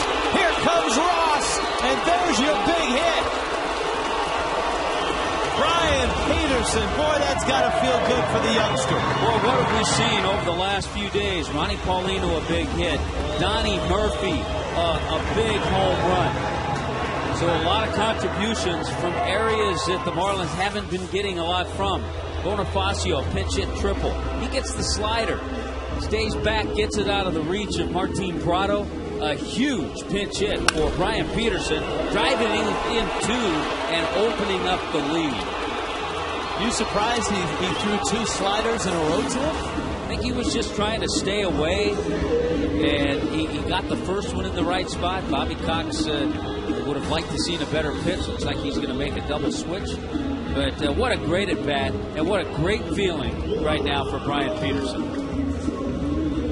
Bobby Cox making the call to the bullpen and also going to make a double switch. So get your pencils out. It's Chavez who comes out of the pen. Now wait a minute, he stops.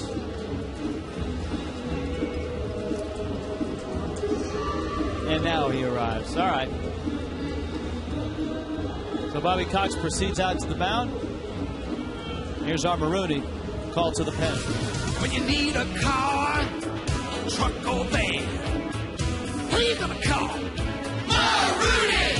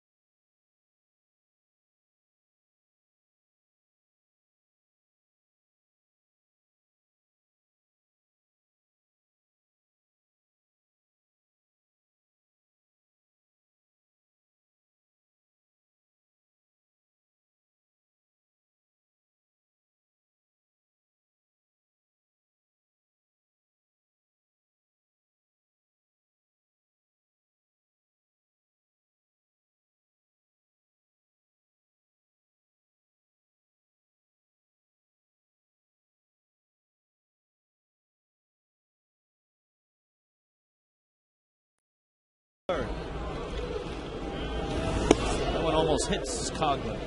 Yeah, he doesn't look like a Jesse Chavez, but he can run that fastball up there in the mid-90s, along with the slider and a pretty good changeup.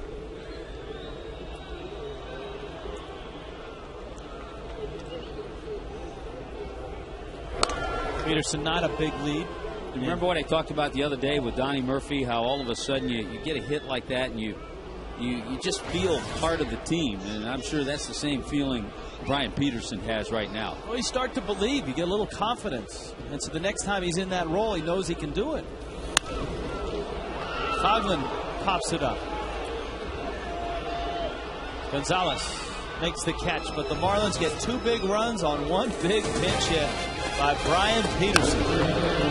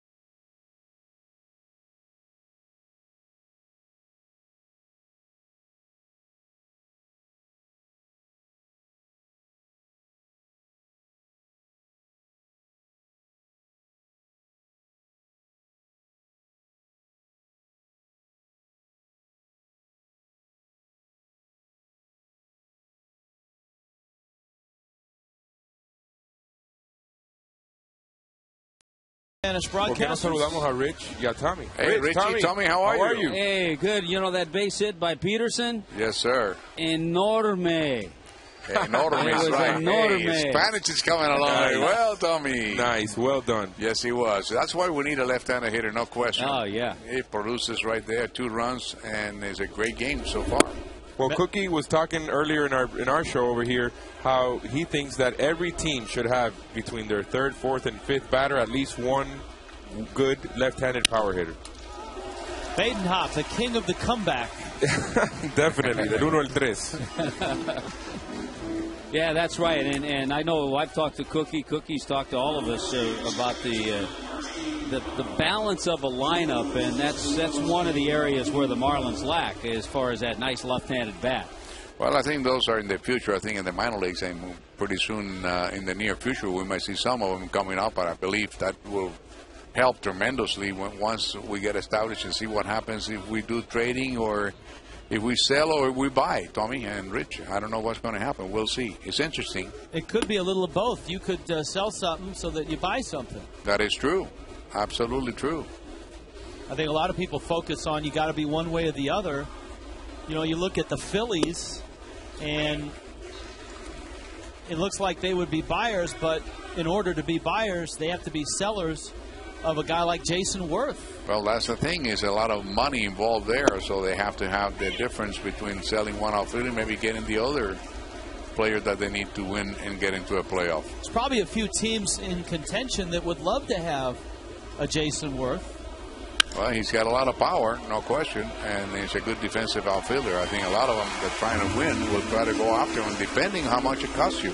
Well, the bottom line, we'll keep you guys posted when we're in San Francisco and San Diego. That sounds good. That'll be interesting. We'll definitely be keeping track. Hey, I tell you what, though, let's keep on winning the series and let things develop by itself. There you go. I like that. And there's still over 60 games left in the season. That is right. We got plenty of time to do it. All right, guys, have a good show. You too, guys. It's one of the things, Tommy, as Hayward steps in. The Marlins haven't played their 100th game yet. And a lot of people feel like the season is over when the trading deadline hits. That if you don't do something by the trading deadline, then the next 2 months don't mean anything. And you know, history has shown, especially in the wild card, teams have made runs in August and in September that haven't necessarily been big swappers, so to speak, at the end of the trading deadline. Just look at the Rockies media guide. Hey, there's an old baseball saying that when you get to 100 games, and we're just three or four away from that, that generally every team's going to win 50 and every team's going to lose 50. It's what you do with that other 62. So that's what Larry Beinfest and his staff are going to be thinking about. 3-1 coming. And Badenhop walks Jason Hayward. And that means Hopper will now face Chipper Jones. It's been a mix and match night since Sanabria went 4 1/3. Brian Sanchez got the double play ball to finish the 5th. Then he pitched a scoreless 6th. Here's that chance, that shot to get Tank into the game. Flip Chipper over to the right side, and if he misses with him, you have McCann on deck. The mix, the match. I'm Marooney. When you need a car, truck or van, who you gonna call?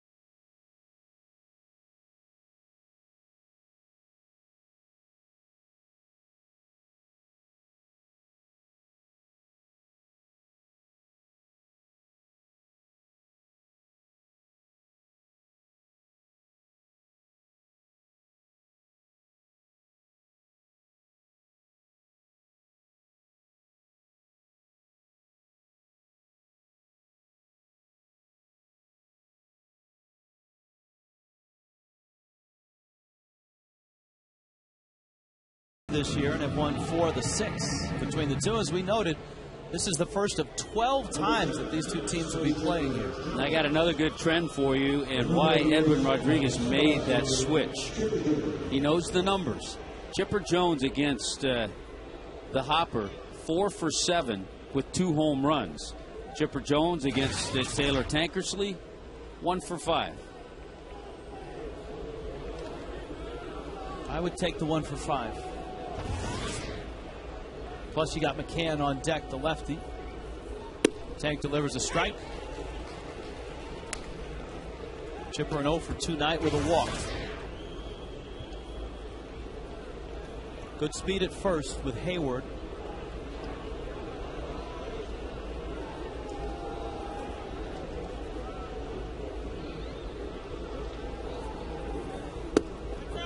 Ooh, didn't miss by much. Tankersley looked like a straight change.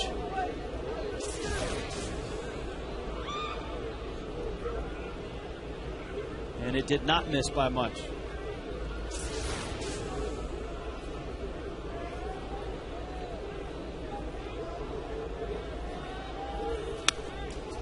Anytime on Fox tracks that you see just a little bit of space between the baseball and the side of the strike zone, that's a matter of an inch or two. You also see the numbers on Chipper this year. In his career, he's been over 300 against both lefties and righties. But this year, the number's down against left-handed pitching. Yeah, it's hard to look at his career numbers and project what he is right now. Big breaking ball misses outside. He still is such a dangerous hitter. Currently 38th on the all-time home run list. And there are those career numbers. And that is consistency by a switch hitter. He is 1 behind Juan Gonzalez, who is 37. 5 behind the Hawk. Andre Dawson, 36th on that list. Home runs by switch hitters. He is 3rd all-time behind Mickey Mantle and Eddie Murray. There's Hensley. Well, we've seen a lot of those home runs. 39 of Chipper Jones's home runs have been hit against the Marlins. Chipper, a member of the All-Marlin Killer team, just as Dan Uggla is a member of the All-Brave Killer team.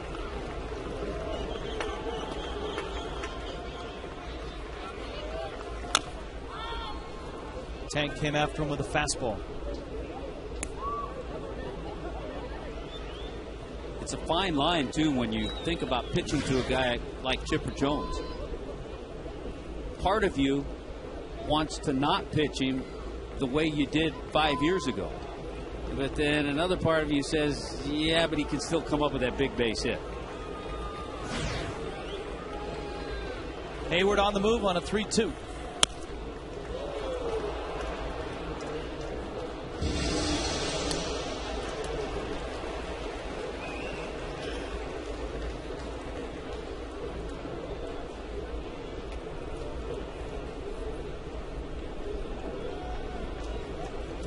And we'll do it again.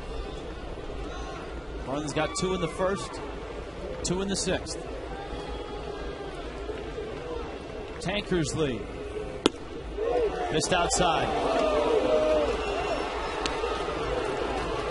Now you got a guy that comes up who, as John Baker described, is one of those guys you don't want to have beat you. And although it's a lefty-lefty matchup, you think back to the All-Star game and the hit against Matt Thornton. Yeah, that bases clearing double was against the lefty. McCann, though, 238 against lefties, 285 against righties.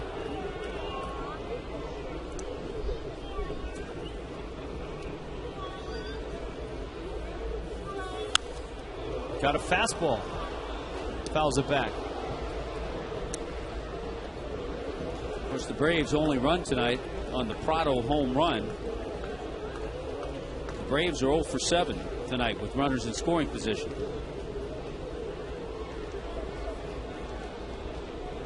Tankersley trying to make it 0 for 8.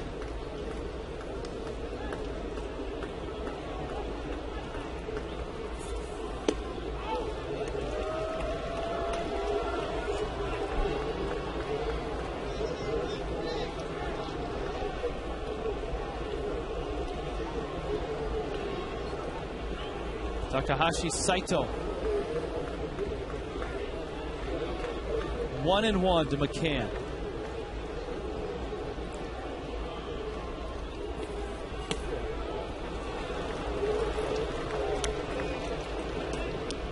Now 2-1. You see Hensley is ready with Gloss on deck.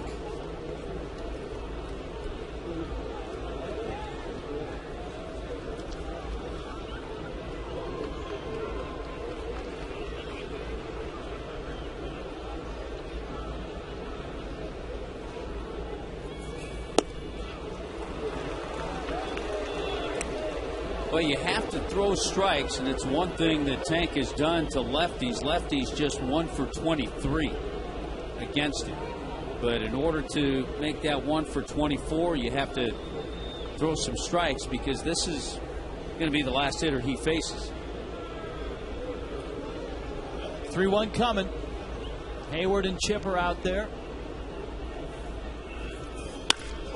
Smack to right and deep. Stanton goes back, looks up, gone. This game is tied.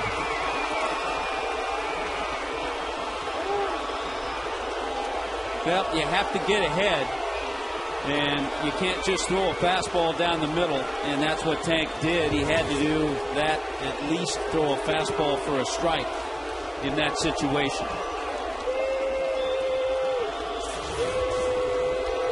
There's the fastball, middle of the plate, and there's the Brian McCann swing.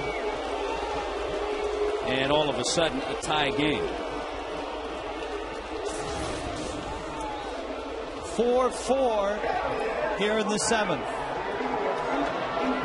In comes Hensley, and the Braves have come back to tie it in a big way. When you need a car, truck or van, who you gonna call?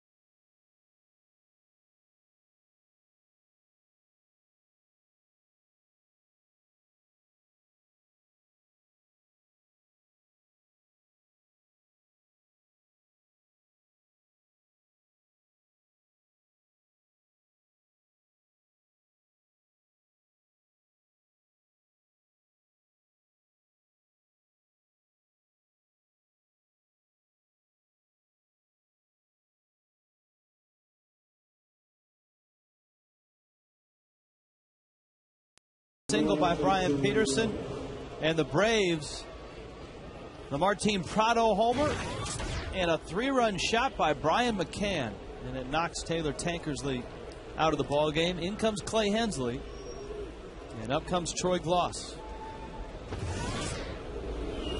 Hensley last appeared yesterday, did not pitch that well. He gave up a run and a couple of hits in his inning of relief. Well, the thing that really hurt in this inning, the back-to-back walks. Hopper walking Hayward, and then the walk to Chipper Jones. Because once the walk to Chipper Jones happened, all of a sudden, even though you had the lefty-lefty matchup, you had the tying run at the plate in Brian McCann.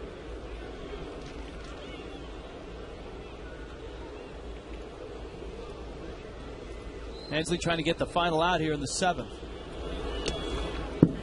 And again, we remind you, it's a game where the Marlins would, if all possible, like to stay away from Leo Nunez. So if thought was at the time the score was 4-1 if the thought was let's get through the 7th and 8th. And I would imagine Jose Veras would be the guy to close. Hanley dives on his feet, fires the first in time. Beautiful. Beautiful. Great play to get the slow-moving gloss. But the Braves, with just one hit, couple walks, and that hit ends up in the seats. Brian McCann ties it.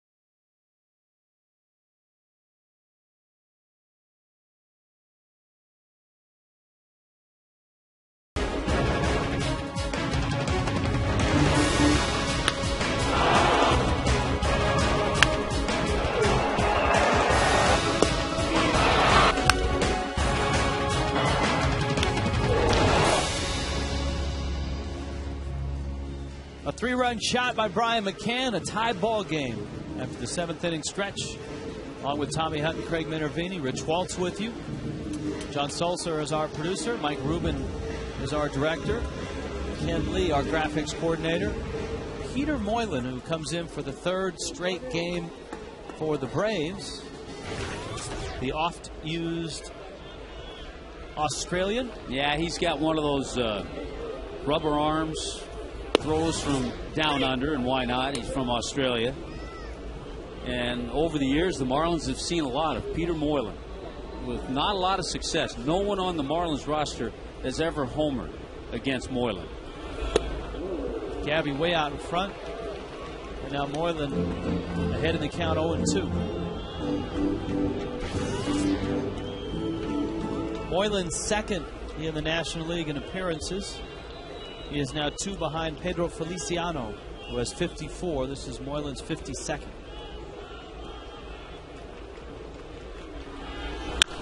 Gabby drives in left field. Adjust that list, Tommy Hutton. It's 5-4. I like that reverse lock theory. Gabby Sanchez, the first on this roster to homer against Peter Moylan. Wow, I was looking at the list. Dan Uggla, Hanley Ramirez, Cody Ross. Nary a home run against Peter Moylan. That's all I had to do was bring it out in the open. And Gabby Sanchez took care of the rest. Just to keep that Rookie of the Year voting close.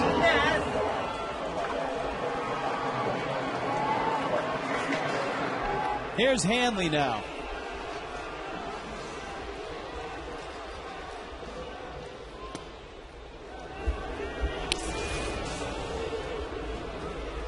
That's the first run that Moylan has given up all month. Looked like a little flattened out slider. And the first homer he's given up all month. Remember, he got ahead to Gabby. Here's the sequence, pitch by pitch.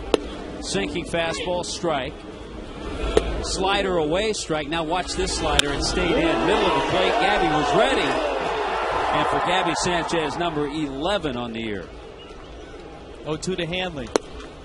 Right down the middle. That's strike 3. I thought it was strike 3. Hanley says Hanley's still at the plate. And I thought it was an 0-2 pitch. Yeah, Field and Culberth's not chasing him, so obviously the scoreboard was incorrect. Yeah, but Culberth rung him up. I mean, Culberth rung him up as if to say strike 3.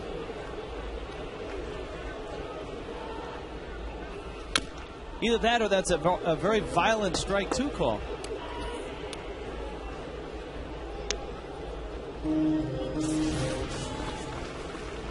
Watch Culberth.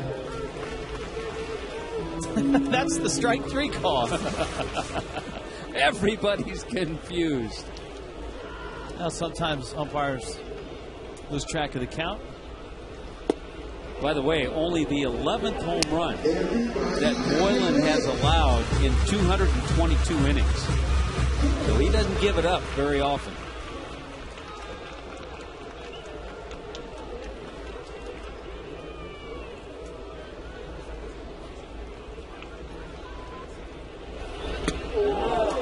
Change up, and that is strike 3.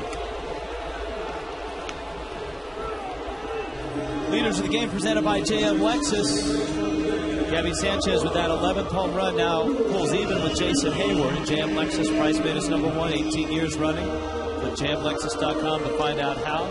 Tyler Coleman with 13, Ike Davis with 13. But Gabby is head and shoulders above everybody in terms of hits. Leads in doubles. Total bases. Ugla has doubled and homered. Moylan misses down low.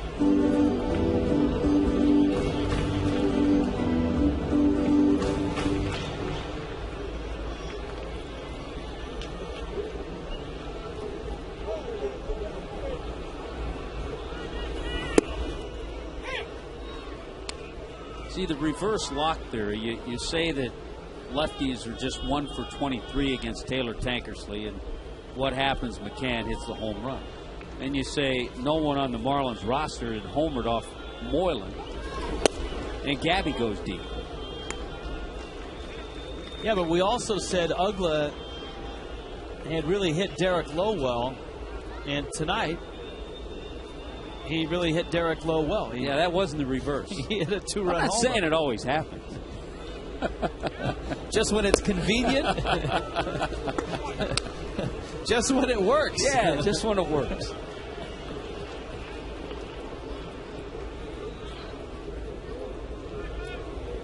Ugla also doubled against Lowe. He was 2 for 3 against him.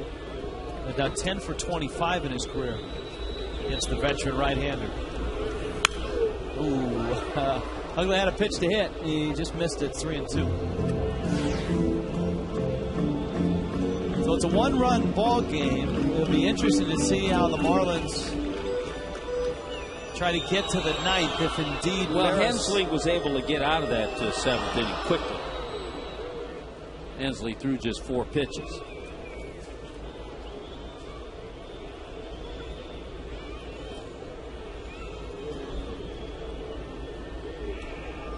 Three-two coming. Ooh, strikeout. So Moylan catches the corner. Let's take a look on Fox Tracks. That looks pretty good, and it was right. Boy, look at that. It cannot be more perfect. And that's how Moylan has made a real good living.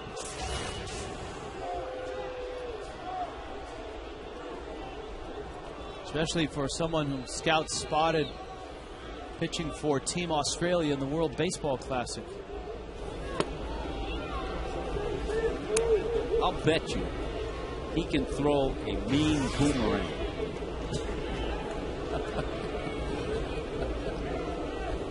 Now that's an Australian stereotype.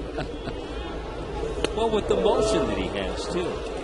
Do you think he has a pet wallaby? Don't get started.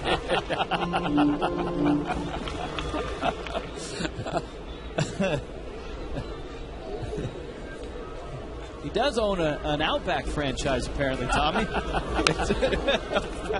Foul back to the screen. It's 1-2. You okay?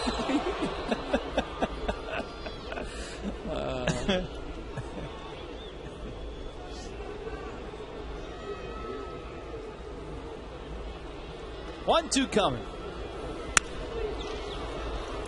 Gonzalez in the hole, fires to first in time. But Gabby Sanchez goes deep, and the Marlins are back on top.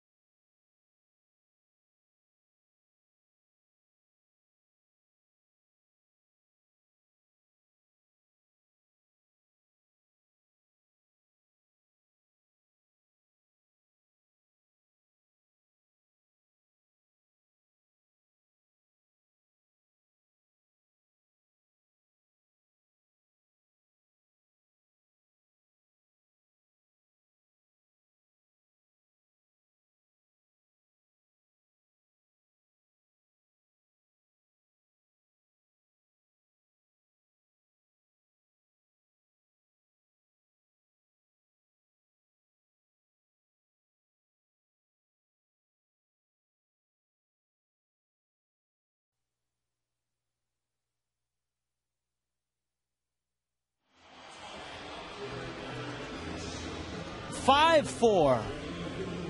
The Marlins had the lead, gave it up on the McCann 3-run homer, and Gabby got it right back with a solo shot. And now it's up to the Marlins bullpen. Clay Hensley stays in. He gets Eric Hinske, Alex Gonzalez. And then the pitcher spot due up. Hensley delivers outside.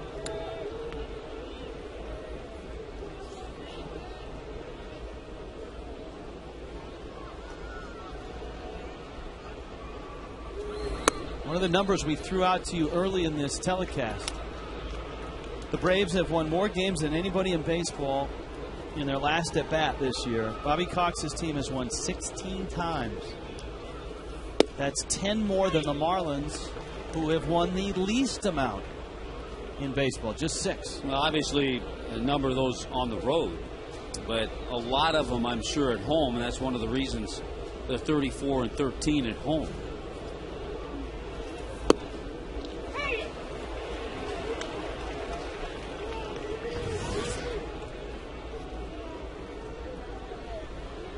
Hinske's been on base twice. He has singled, walked, and struck out. Former Rookie of the Year, guy that's been in the World Series the last 3 years with 3 different teams. And he fouls it off. A modern-day Don Baylor, who did, I believe, the same thing. Who we just saw late in his career. Although I think Baylor probably played more in the postseason. Baylor was a little more of a contributor. Yeah, in those. Hinske, I think, had 4 postseason at bats in the three World Series. Well, you start thinking, and this is what you have to do if you're Edwin Rodriguez. If there are struggles for Clay Hensley in this inning,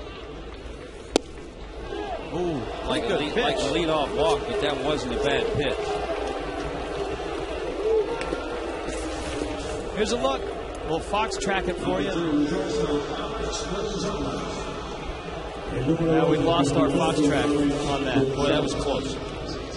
But you start looking at, okay, who's left in the bullpen? Who would be your closer? You got a couple of guys. Jose Veras has 3 career saves. Jorge Sosa has 7. You got those 2 guys. You got Jan Marinez, the youngster. You don't want to get him in that situation. You really wouldn't want to use him in this inning.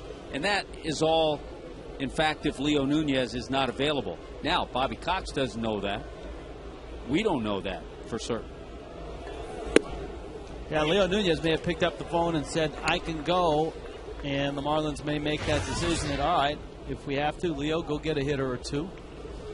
Gonzalez is up now. Brooks Conrad pinch running at first. Leo looks pretty relaxed though, right?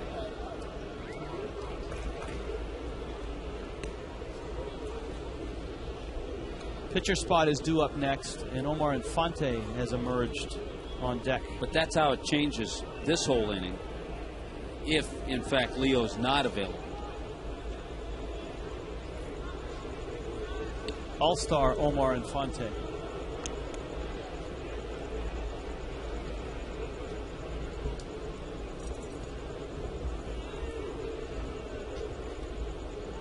Brooks Conrad, pretty good speed. He's 4 for 4 in steals. Hensley's pitch is hitting the air to center.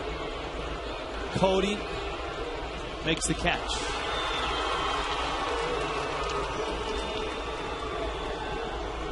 Gabby Sanchez, our promo man tonight.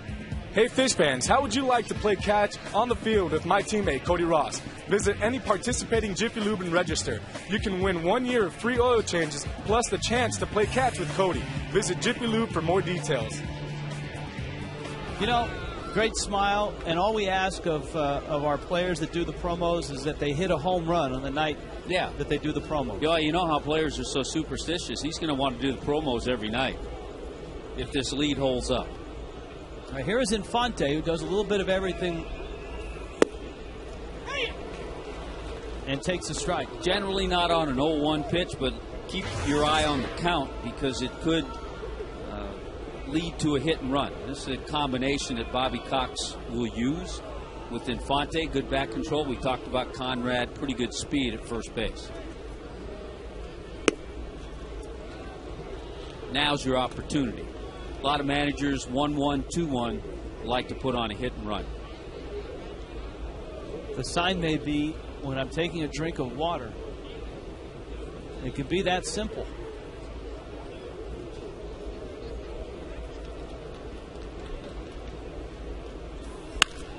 Ground ball up the middle. Diving stop. Hanley flipped to Ugla. Turns it first. Oh! Safe at first. That would have been the best double play we had ever seen this pair turn. Hanley Ramirez, a diving stop. Ugla, bare hand turn, and they narrowly missed getting Infante. I can't believe Dan Ugla even tried to turn it. And I think he beat it. Hanley Ramirez is saying, you know what? Alex Gonzalez is in the house. I got to show him a little something. Look at how soft and smooth he picks it out of the glove after that diving catch. And then the perfect feed to Ugla, who barehanded it and turned and tried to complete the double play. Wow, that was close.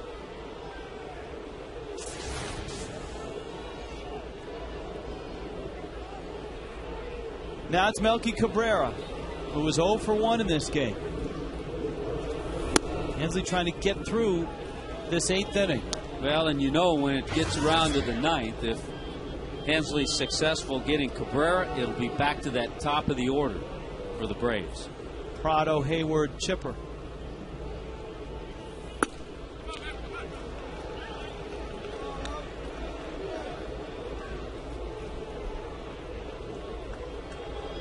Randy St. Clair on the horn.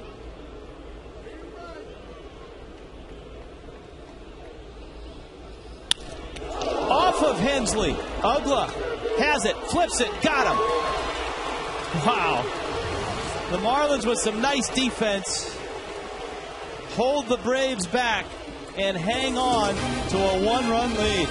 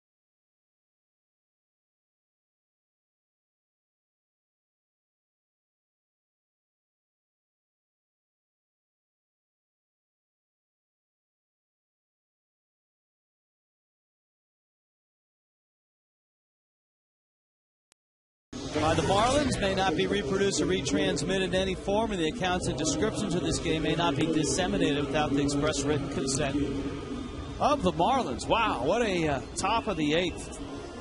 Some great defense by the Fish. There's Infante. He stays in. He's in left. Takashi Saito is going to be in the number 6 spot in the order, and he takes over on the mound. This game, Rich, has had a little bit of everything. We've had some long ball excitement, some tremendous defensive plays, and a clutch pinch hit by Brian Peterson. So Moylan goes an inning. Saito faces Cody, Stanton, Paulino. An add-on run would be enormous here, and it is Veras who is warming up in the bullpen, which indicates that, as we suspected, Nunez is pretty much off limits.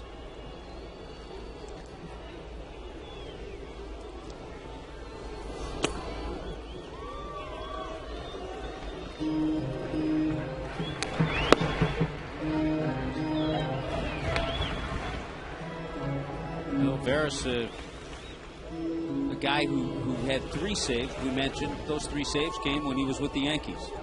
He's going to have to do it, as you noted. Those were times when Mariano Rivera was being rested the way Leo Nunez is. He's going to have to do it against the top of the Braves order.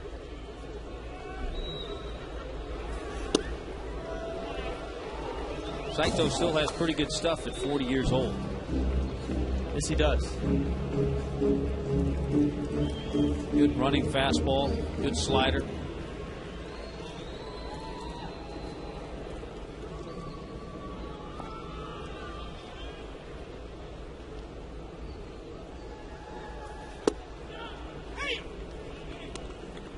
Just like Moylan, nobody on the Marlins roster has homered against Saito. See, you're getting the hang of it.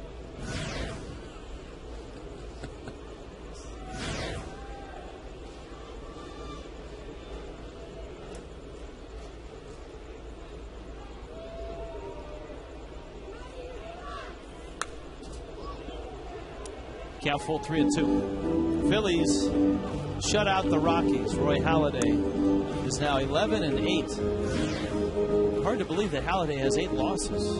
Yeah, that is. It was another complete game. No, he went 8. He went 8. J.C. Romero finished. 9 strikeouts, 116 pitches for Halladay. Wow. Aaron Cook lasted just 4 1/3. Rockies are finding this trip through the East not a real pleasant one. They're finding it's not that easy in the National League East. No. Of course, the Marlins have to go out west to see the Giants and the Padres next week. 3-2. Throw by him.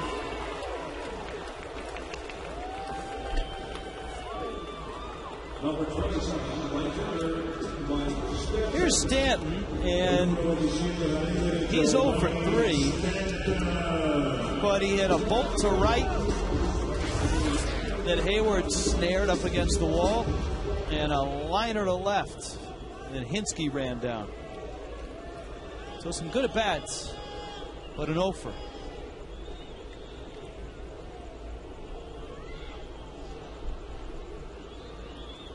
Well, he's just a little bit younger than Hayward. Hayward will turn 21 in August.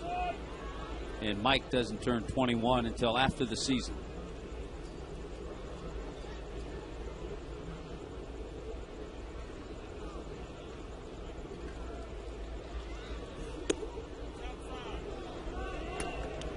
A couple of good takes on breaking balls. So still a 20-year-old Jason Hayward.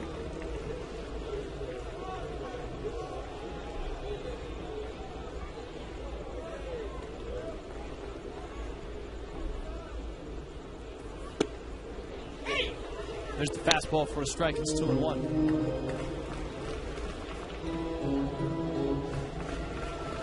A lot of people have wondered if Hayward and Stanton have crossed paths growing up as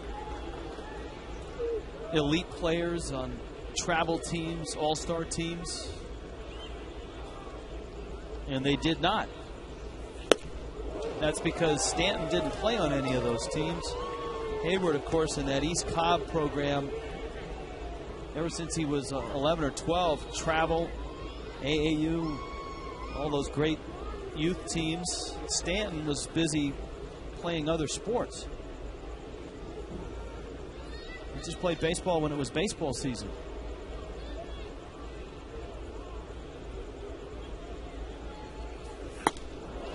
Goes after a high fastball.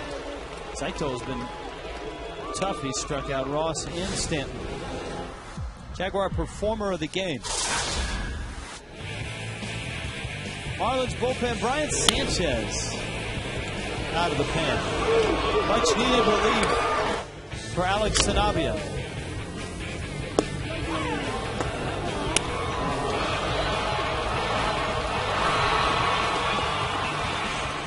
Inning in 2/3.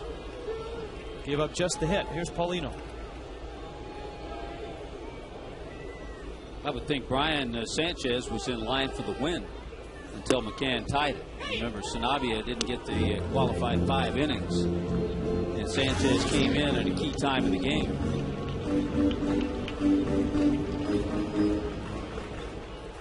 So it's Clay Hensley's game to win if the Marlins can hang on.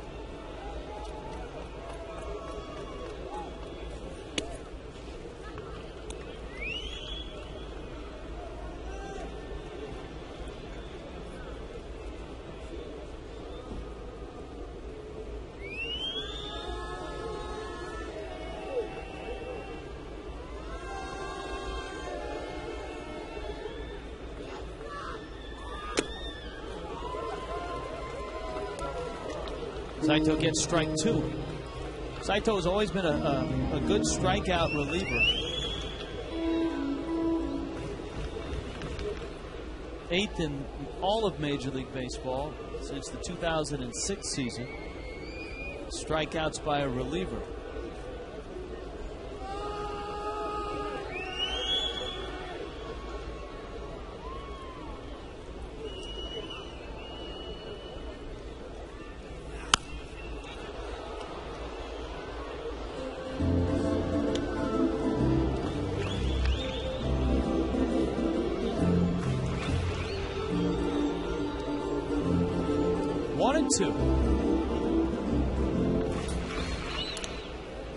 Veras is ready.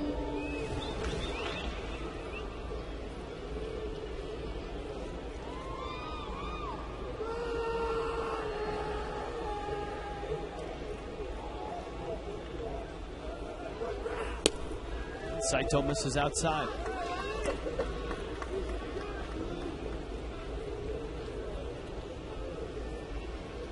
Funny, Ronnie Paulino's had kind of an interesting evening. I mean, he's walked 3 times. He's had a few good cuts. He's fouled a few pitches off where he's had good swings. Wes is on deck.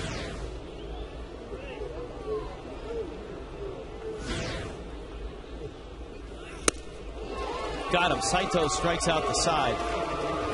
And Jose Veras is going to come in and try to save this ball game.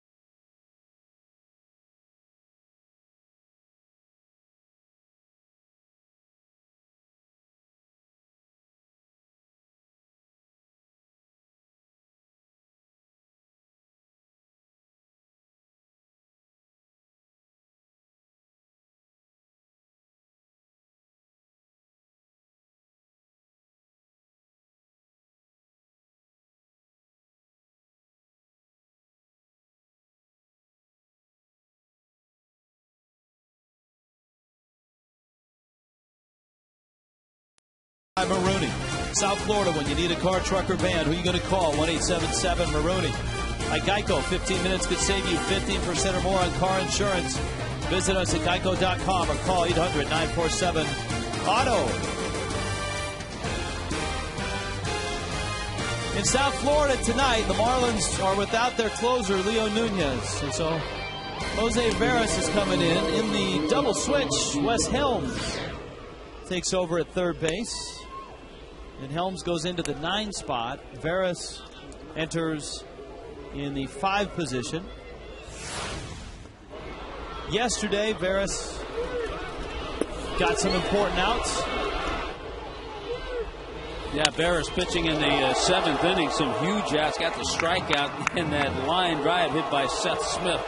Speared out of the sky. He's 3 for 5 in his career in save opportunities. The last save for Jose Veras was September 29th, 2007 in Baltimore, wearing the Yankees uniform. And this isn't going to be easy. You've got to get ready. Strap that seatbelt on and get ready here for the 9th inning. We got a team that has won more games in their last at bat than anybody. Prado leads it off. He's doubled and homered.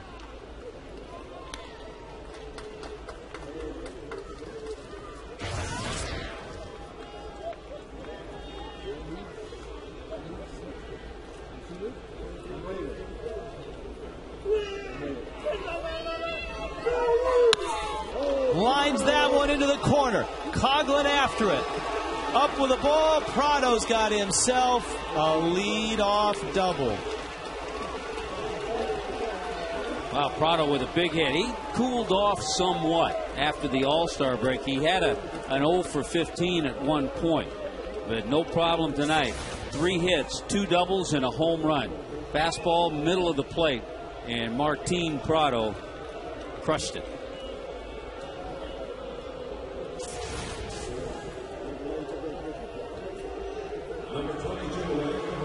Well, remember the Marlins don't have another lefty, and you've got Hayward, Chipper, McCann. That's a great point. That's something we've talked about for a while. When you don't have 2 lefties down there, if you use your one lefty early, you miss out on the opportunity here. Hayward shortens the bunt and takes a strike. Boy, that's a surprise. I think if I were Bobby Cox, I would want to see him just swing, try to pull a ball, especially being on the road. Now, he may have done that on his own. From the looks of Bobby has that look. Yeah, like what is he doing? Well, that's the case, and we've seen Gabby do it. When you're told, hey, just get him over, sometimes players feel more comfortable bunting than they do trying to put a ground ball in a certain spot. Yep, all of a sudden the leadoff double, and the rains come now, too.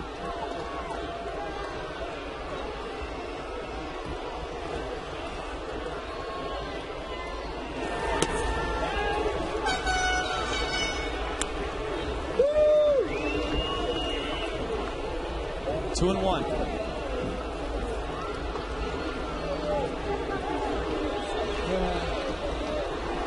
So if conditions weren't tough enough already for Veras,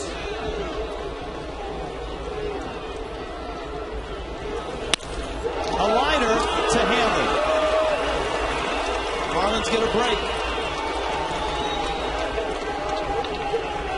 Good sign. First time that Hayward's made an out tonight. He had a couple of singles and a couple of walks. That's a big out.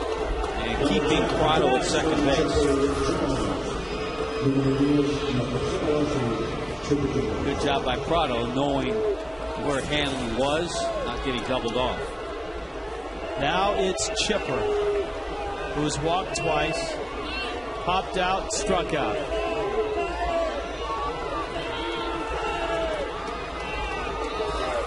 See, one thing, if you get Chipper, you can walk, you can.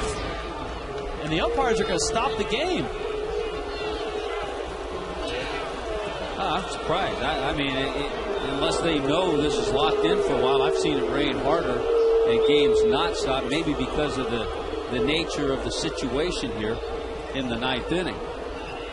Well, it's an issue for the Marlins because they're without Nunez, and if Veras has to sit down for a length of time, Marlins are in a little bit of trouble. So let's hope it's not long.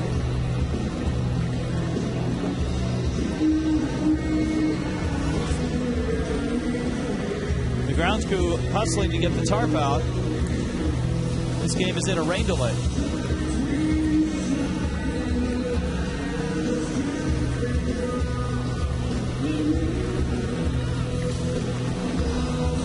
We'll take a timeout, and when we get back, we'll update you. See if, for the Marlins' sake, this is just a passing shower.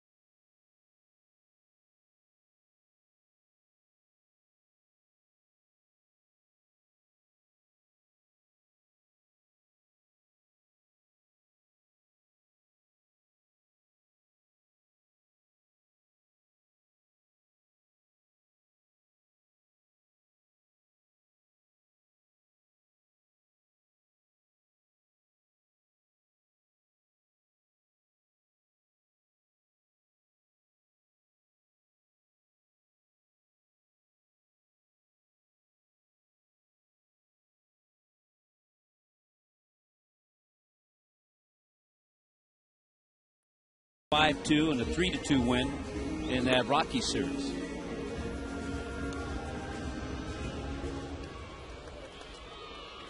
Well, it's been some outstanding defense by the Marlins tonight. Dan Uggla, Hanley Ramirez especially. Gabby Sanchez at first has made 2 very nice plays.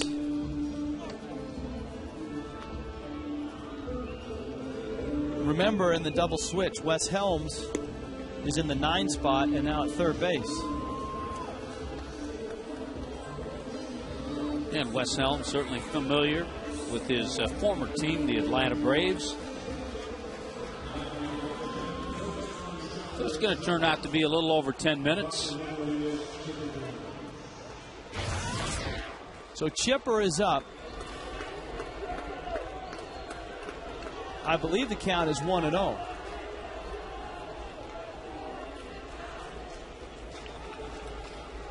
A 13-minute delay. There's Prado. He's the tying run.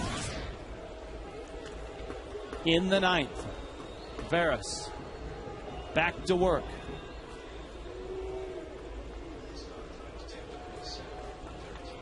Just checking on Prado to make sure Prado knows that he's aware of him back there.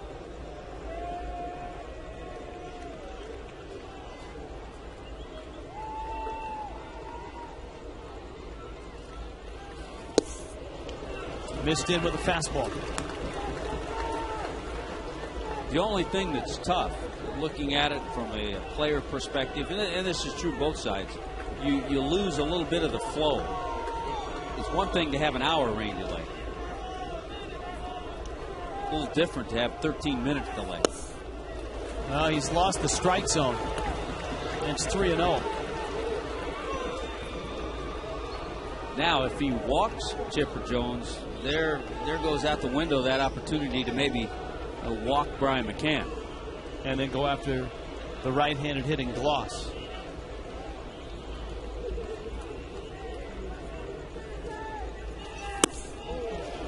Well, he lost him.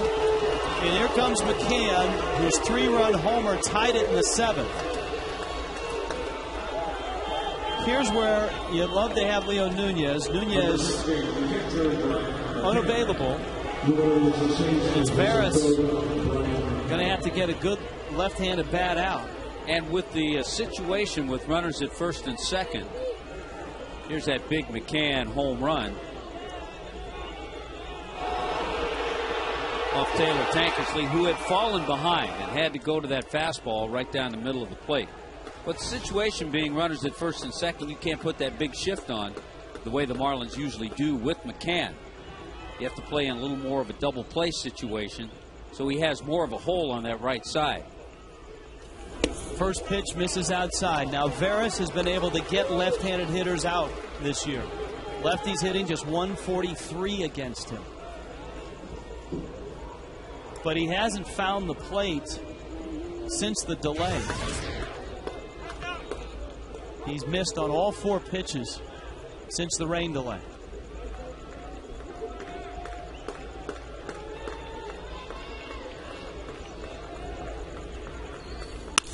A liner into right. That's a base hit. Up with the ball is Stanton. Runner coming home. Stanton's throw home. He is safe. This game is tied. McCann has done it again. Stanton hesitated for just a moment. The ball may have been wet. Boy, and the throw a little high, and again, because of the ball probably being a little wet, it created a couple of things. Here's the hesitation. The throw high, because the throw was high, alertly, Chipper Jones, who is an outstanding base runner, even though he doesn't have the speed he once had, he went from first to third. As soon as he saw that ball as high as it was, he got himself over to third base.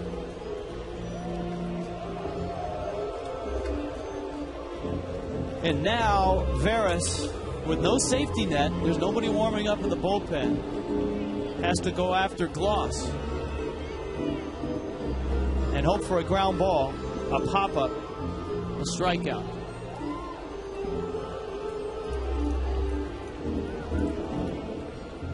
Well, you'd love to get that double play ball. Gloss is not running well. He's grounded into 10 double plays this year.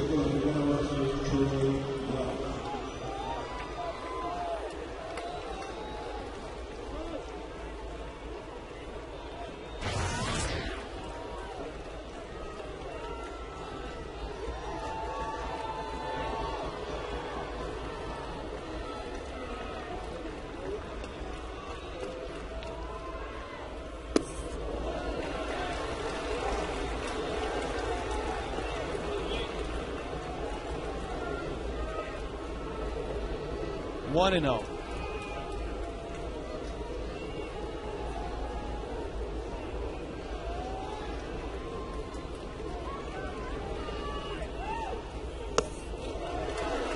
Veras has thrown 14 pitches, only 4 for strikes. Well, he's having trouble throwing that breaking ball for a strike, and he really hasn't gotten in a position to use his secondary pitches very well.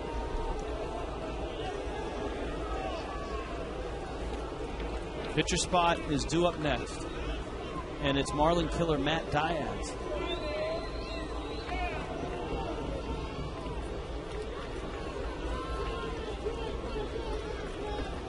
(2-0) coming. Gloss went after a low fastball.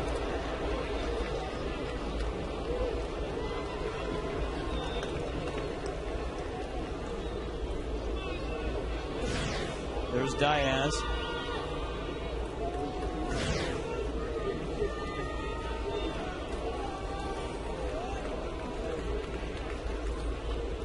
Chipper and McCann on the corners.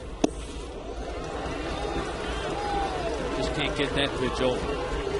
Which means Gloss is going to be sitting on fastball. Absolutely.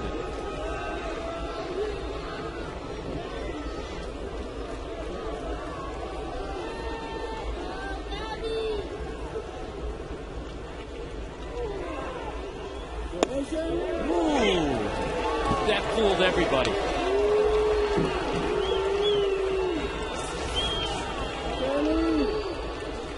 Yeah, you see how badly Gloss is fooled. There's no way he's thinking he's going to get that pitch. Does he get it again? Now he's not sure. Fastball popped him up, but it's out of play. That's a different swing. Let's say he had fouled off a 3-1 fastball. It's a different swing. Mourinho's getting loose. He would have had, because he saw that breaking ball for a strike.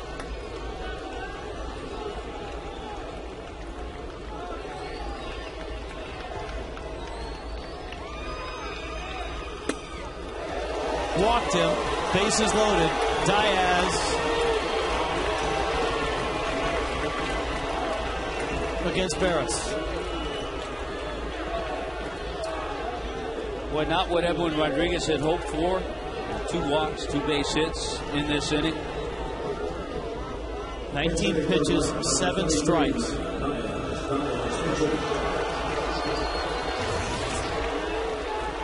I think more Braves fans hung on here during the rain delay than Marlins fans. Pretty good contingent out there. 19,204.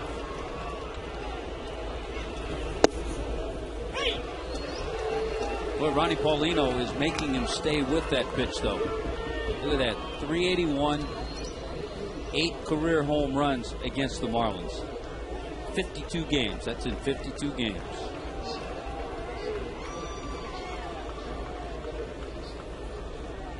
Oh, 1. Foul ball. Oh, hit batter. Diaz, did he swing at the ball? If he swings at the ball, it's a strike. And here comes Edwin.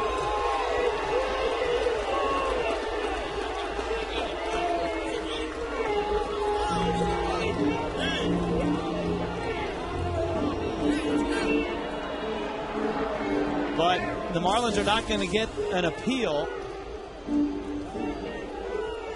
No, I don't think he didn't swing. He didn't swing. Boy, the ugly has gotten uglier.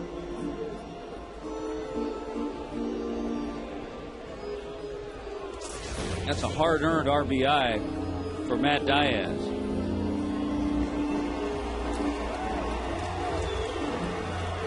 Well, how long do you stay now with Veras? You got a rookie who's been in the big leagues for all of what, 2 weeks? I think at this point you stay with him. You got a young kid down there in the bullpen. And the Marlins are going to have to deal with Billy Wagner.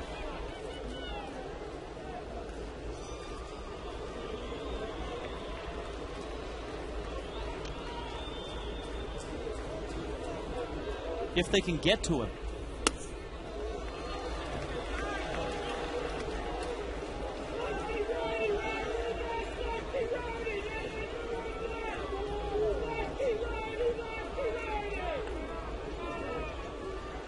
Infield back for 2. The Braves have scored twice.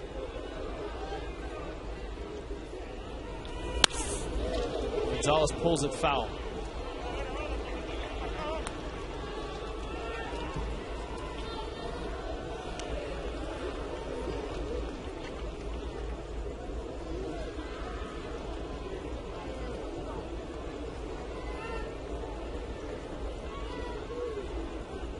Ball and a strike.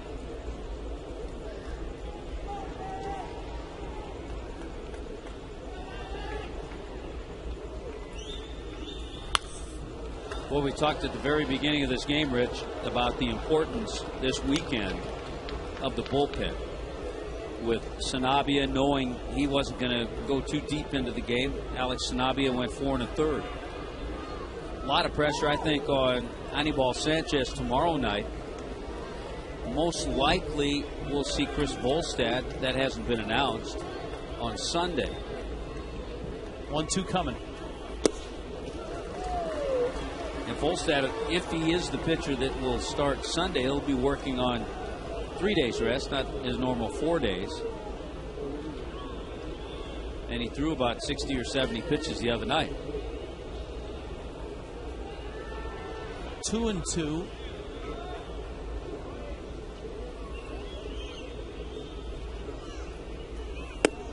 Struck him out.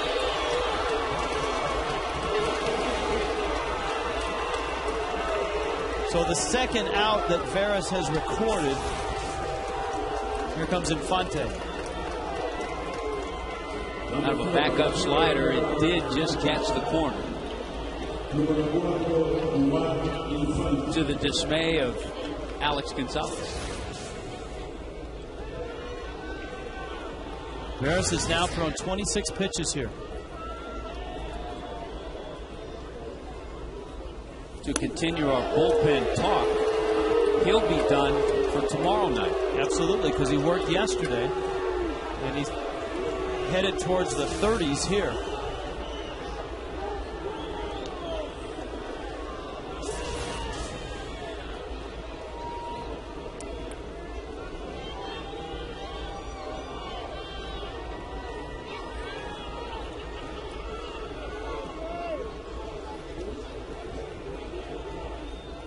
One and 0. Infante is 0 for 1.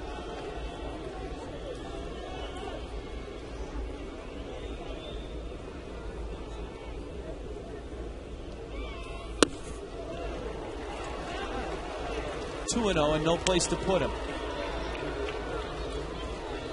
I think it just goes to show the difference in the mindset for a guy who comes in to close a game as opposed to the 8th inning. No safety net in the 9th inning.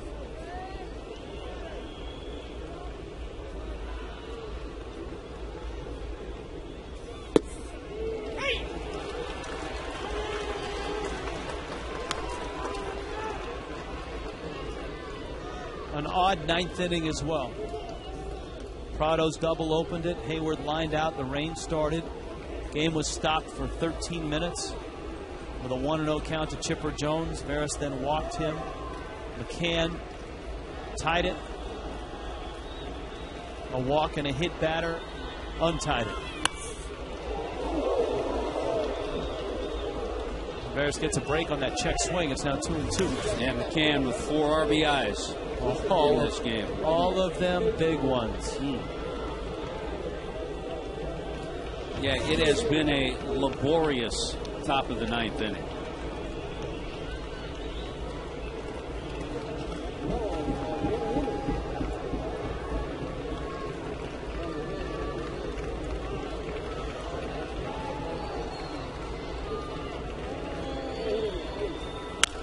Breaking ball, ground ball. Helms. It's foul.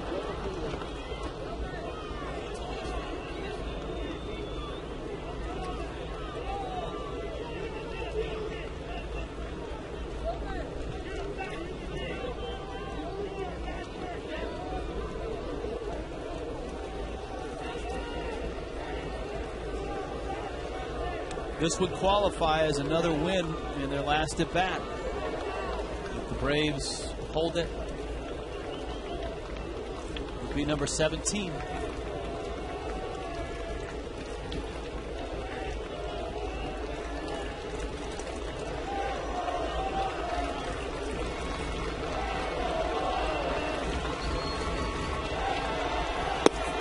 Struck him out. 33 pitches, but 2 runs scored. The lead is lost. In comes Billy Wagner.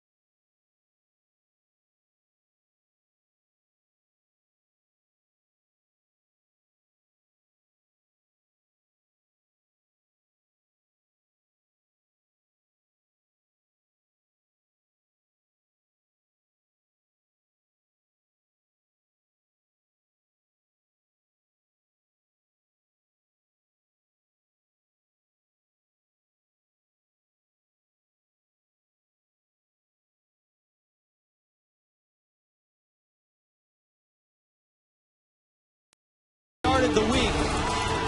It was on Monday against the Rockies. Marlins, of course, yesterday loaded the bases and walked off with another win. But this a little different feel to it. The Marlins have coughed up the lead, facing Billy Wagner. Well, that's right, and Bobby Cox has handed it over to one of the best in the game. Billy Wagner has given up 23 hits in his 41 innings. Look at the bottom line there. Opponents hitting 162 off Wagner, 60 strikeouts, just 12 walks. He did suffer a blown save Wednesday.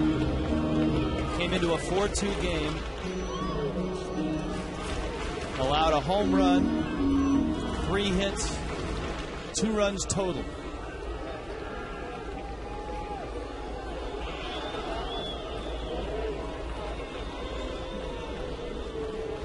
Well, the Marlins lead the major leagues with 16 blown saves.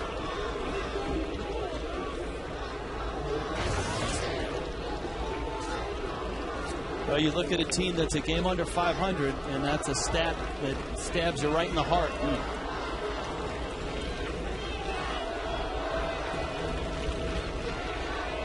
2-1. Helms was sitting on the fastball. Now it's 2-2. Shows you the life that Wagner has on the fastball. You're sitting on the fastball, which I'm sure Wes was, and still didn't get around on that 2-1 hitter from Wagner. Most of any reliever against the Marlins in history. 32 of them.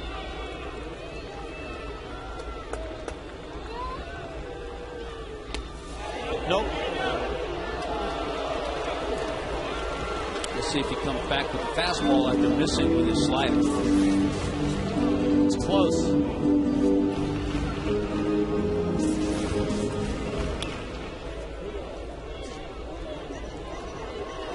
Helms, then you've got Coughlin, then you've got Gabby.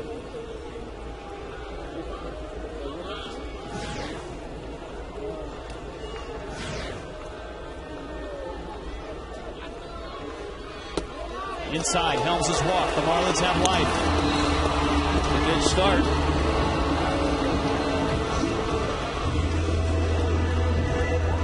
Now, if Chris Coughlin is asked to bunt, this is a tough situation to try to bunt off Wagner. Emilio Bonifacio's in.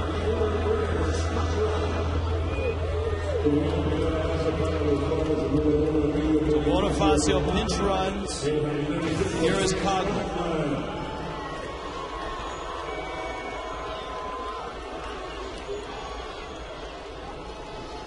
Let's see if he's bunting. He squares and fouls it off.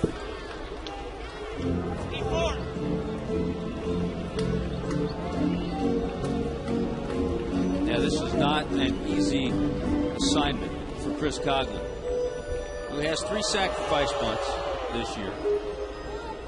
The one bonus, he has speed at first base. Bonifacio in there. Left-handed hitters against Wagner this year, 2 for 31. A strike. Now it's 0-2, and now Coughlin's in a hole.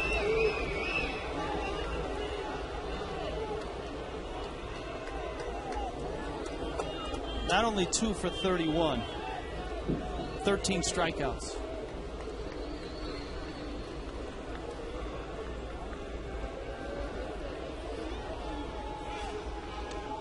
Wagner not with a great move to first base. That a courtesy move.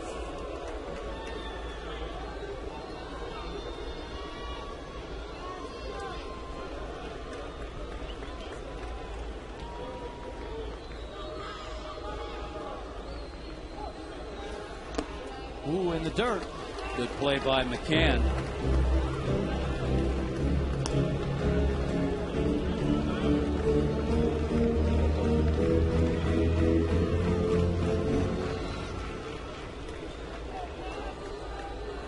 One for 4 night for Coughlin. Bonifacio away. Coughlin takes outside. And they count now 2-2. Chris has only faced Wagner twice. He's 0 for 2. Gabby Sanchez has faced him 3 times, 1 hit, and guess what? It's a home run.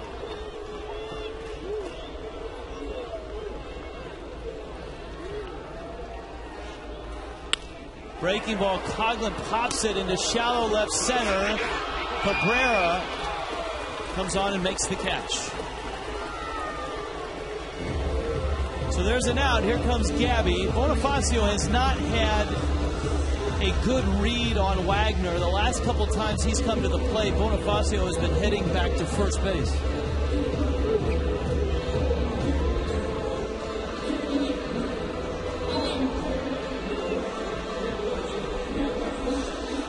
The one part about Bonifacio's game, and there are a lot of things we've talked about where he can give you those moments of excitement, but the things that he needs to improve on, better on-base percentage, better contact, but also better reads on pitchers and better jumps. I mean, for the speed that he has, he's not a great base stealer. Sanchez homered in the 7th.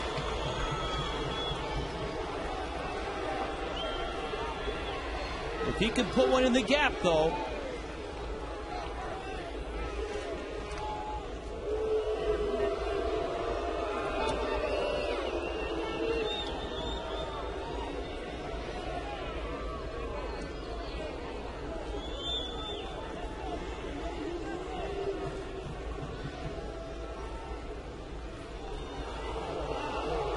Wagner trying to keep him close. Marlins had a 5-4 lead coming into this 9th inning. Jose Veras couldn't hold it.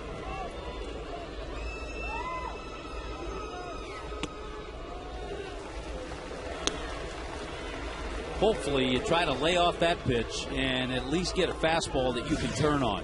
So a good take by Gabby.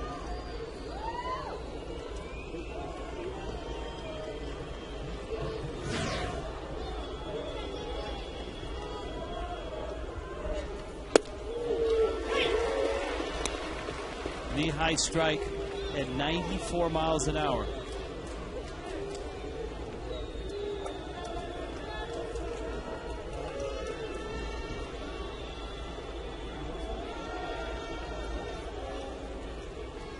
Bonifacio at first. Check swing. Oh, a swing. There's Marty Foster. Gabby doesn't like the call. Compare this if you can picture the one of Wes Helms. Pretty similar. And the one with Wes was not called, and that's pretty much what you're going to get. Sometimes it is, sometimes it isn't. Unfortunately, Gabby gets the short end of the stick. I was going to say raw end of the deal. Yeah, either way. He got you know what.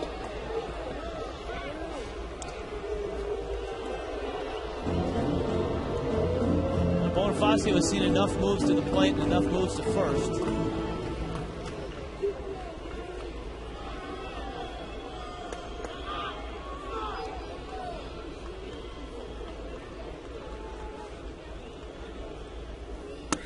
Almost hit him.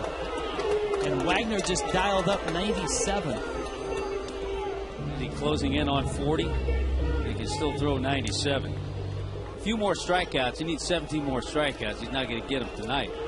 He'll be the all-time leader for a left-handed relief pitcher in strikeouts. He'll surpass Jesse Orozco. See if he buries that breaking ball, the one that Gabby went after.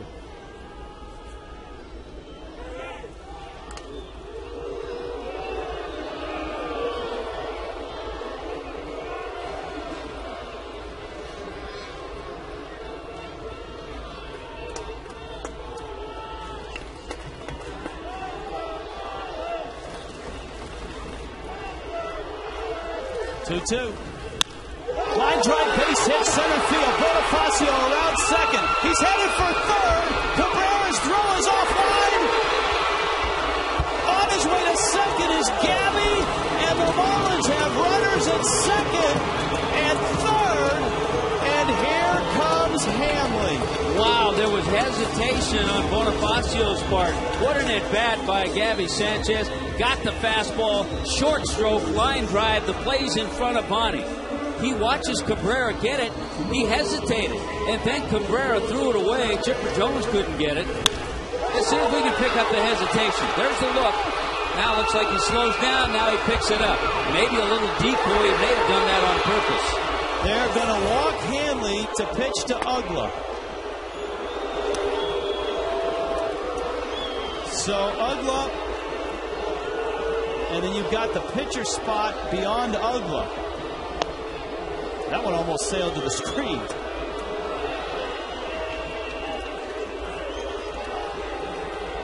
And alertly, Gabby went to second on that poor throw by Cabrera. So here you go. You got Wagner with that 97-mile-an-hour heat, and you've got Ugla standing in.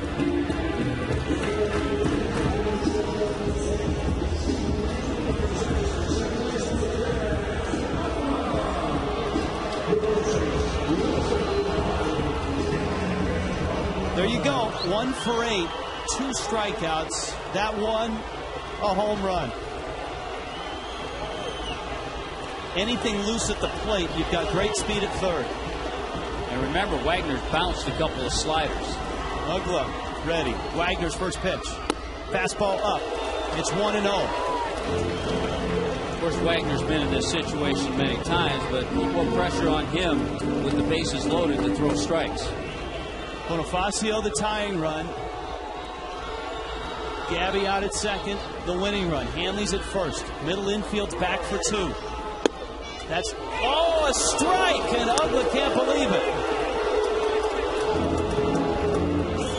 Fox tracks. Ooh, it is a strike. Albeit a low one. 1-1.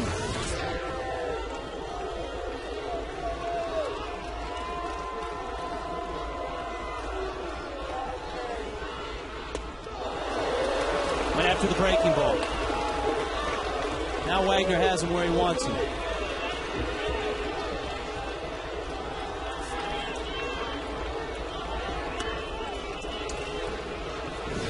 Donnie Murphy on deck.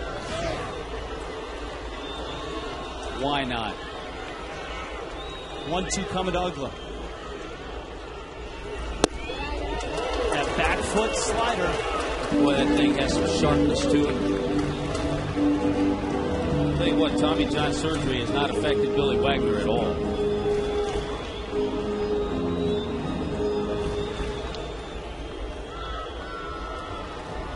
Two and two.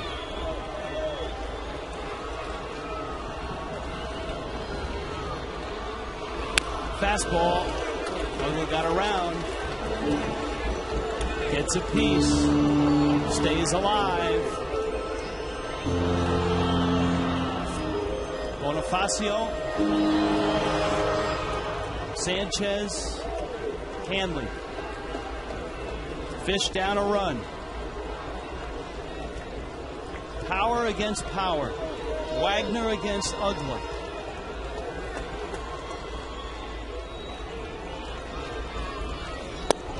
Check swing. Did he go? No! Wow! What picture the ones we've seen. And right out there where Wes Helms and Gabby was. That time, Dan Uggla got the break. And it's a 3-2 count. Does Wagner throw him the slider again, or does he bring the heat? Boy, I think he brings the fastball. I don't think he would go with the slider, but you've got to be ready for it. 3-2. Slider struck him out. That's just nasty. You really don't think he's going to go for that. Dan Uggla didn't think he'd see the slider. And that's why Billy Wagner has been the closer he's been in his career.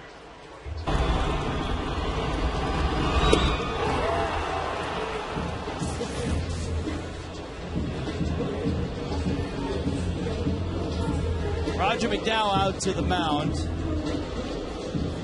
The Braves are all probably trying to figure out what Donnie Murphy is all about. Of course, Murphy's big hit came against the right-hander Houston Street. Yeah, this is a little quick class on Donnie Murphy. There's that base hit. He was looking for something outside or on the outside part of the plate. Doesn't need the home run here, but the Marlins really needed contact in Uggla's at bat. So it's down to this. Donnie Murphy, Billy Wagner. You could also use one of those back foot sliders to actually hit a back foot and tie this game.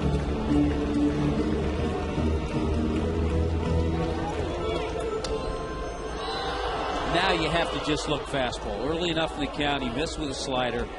Be ready for the fastball.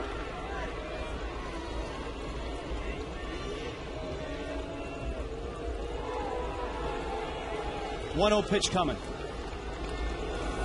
It's off his glove. Here comes Bonifacio. He's going to score. It's tied.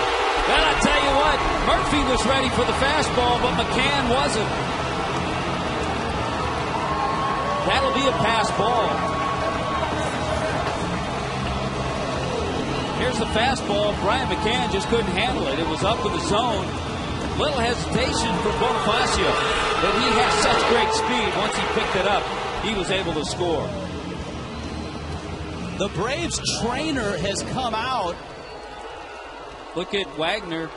He may have caught a cleat, caught a spike from Bonifacio as he tried to cover that plate. Looked like on the side of that right leg. Bobby Cox is out there as well. What a game. This is a game that the Marlins need to finish because their bullpen is razor thin. And keep in mind, the pitch, the pass ball, a ball, so now the count's 2-0. The Donnie Murphy.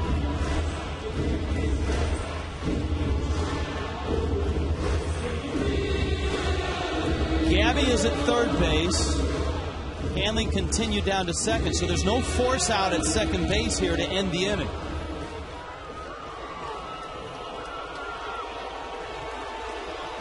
Can the Marlins walk off 3 times in 5 days?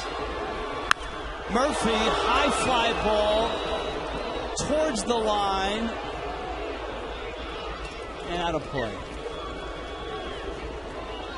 2-1. Well, now that they've figured out how to do it, walk-off wins, why not?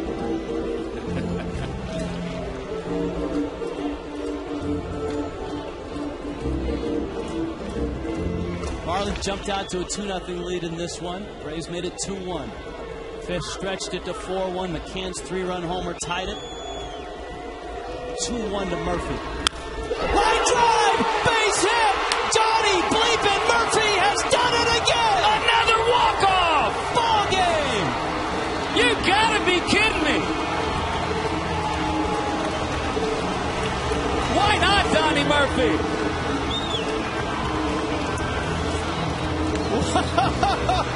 What a week! Unbelievable! Wow, Rich, this one against one of the game's best, too, and Billy Wagner. Not only did he blow the save, he gets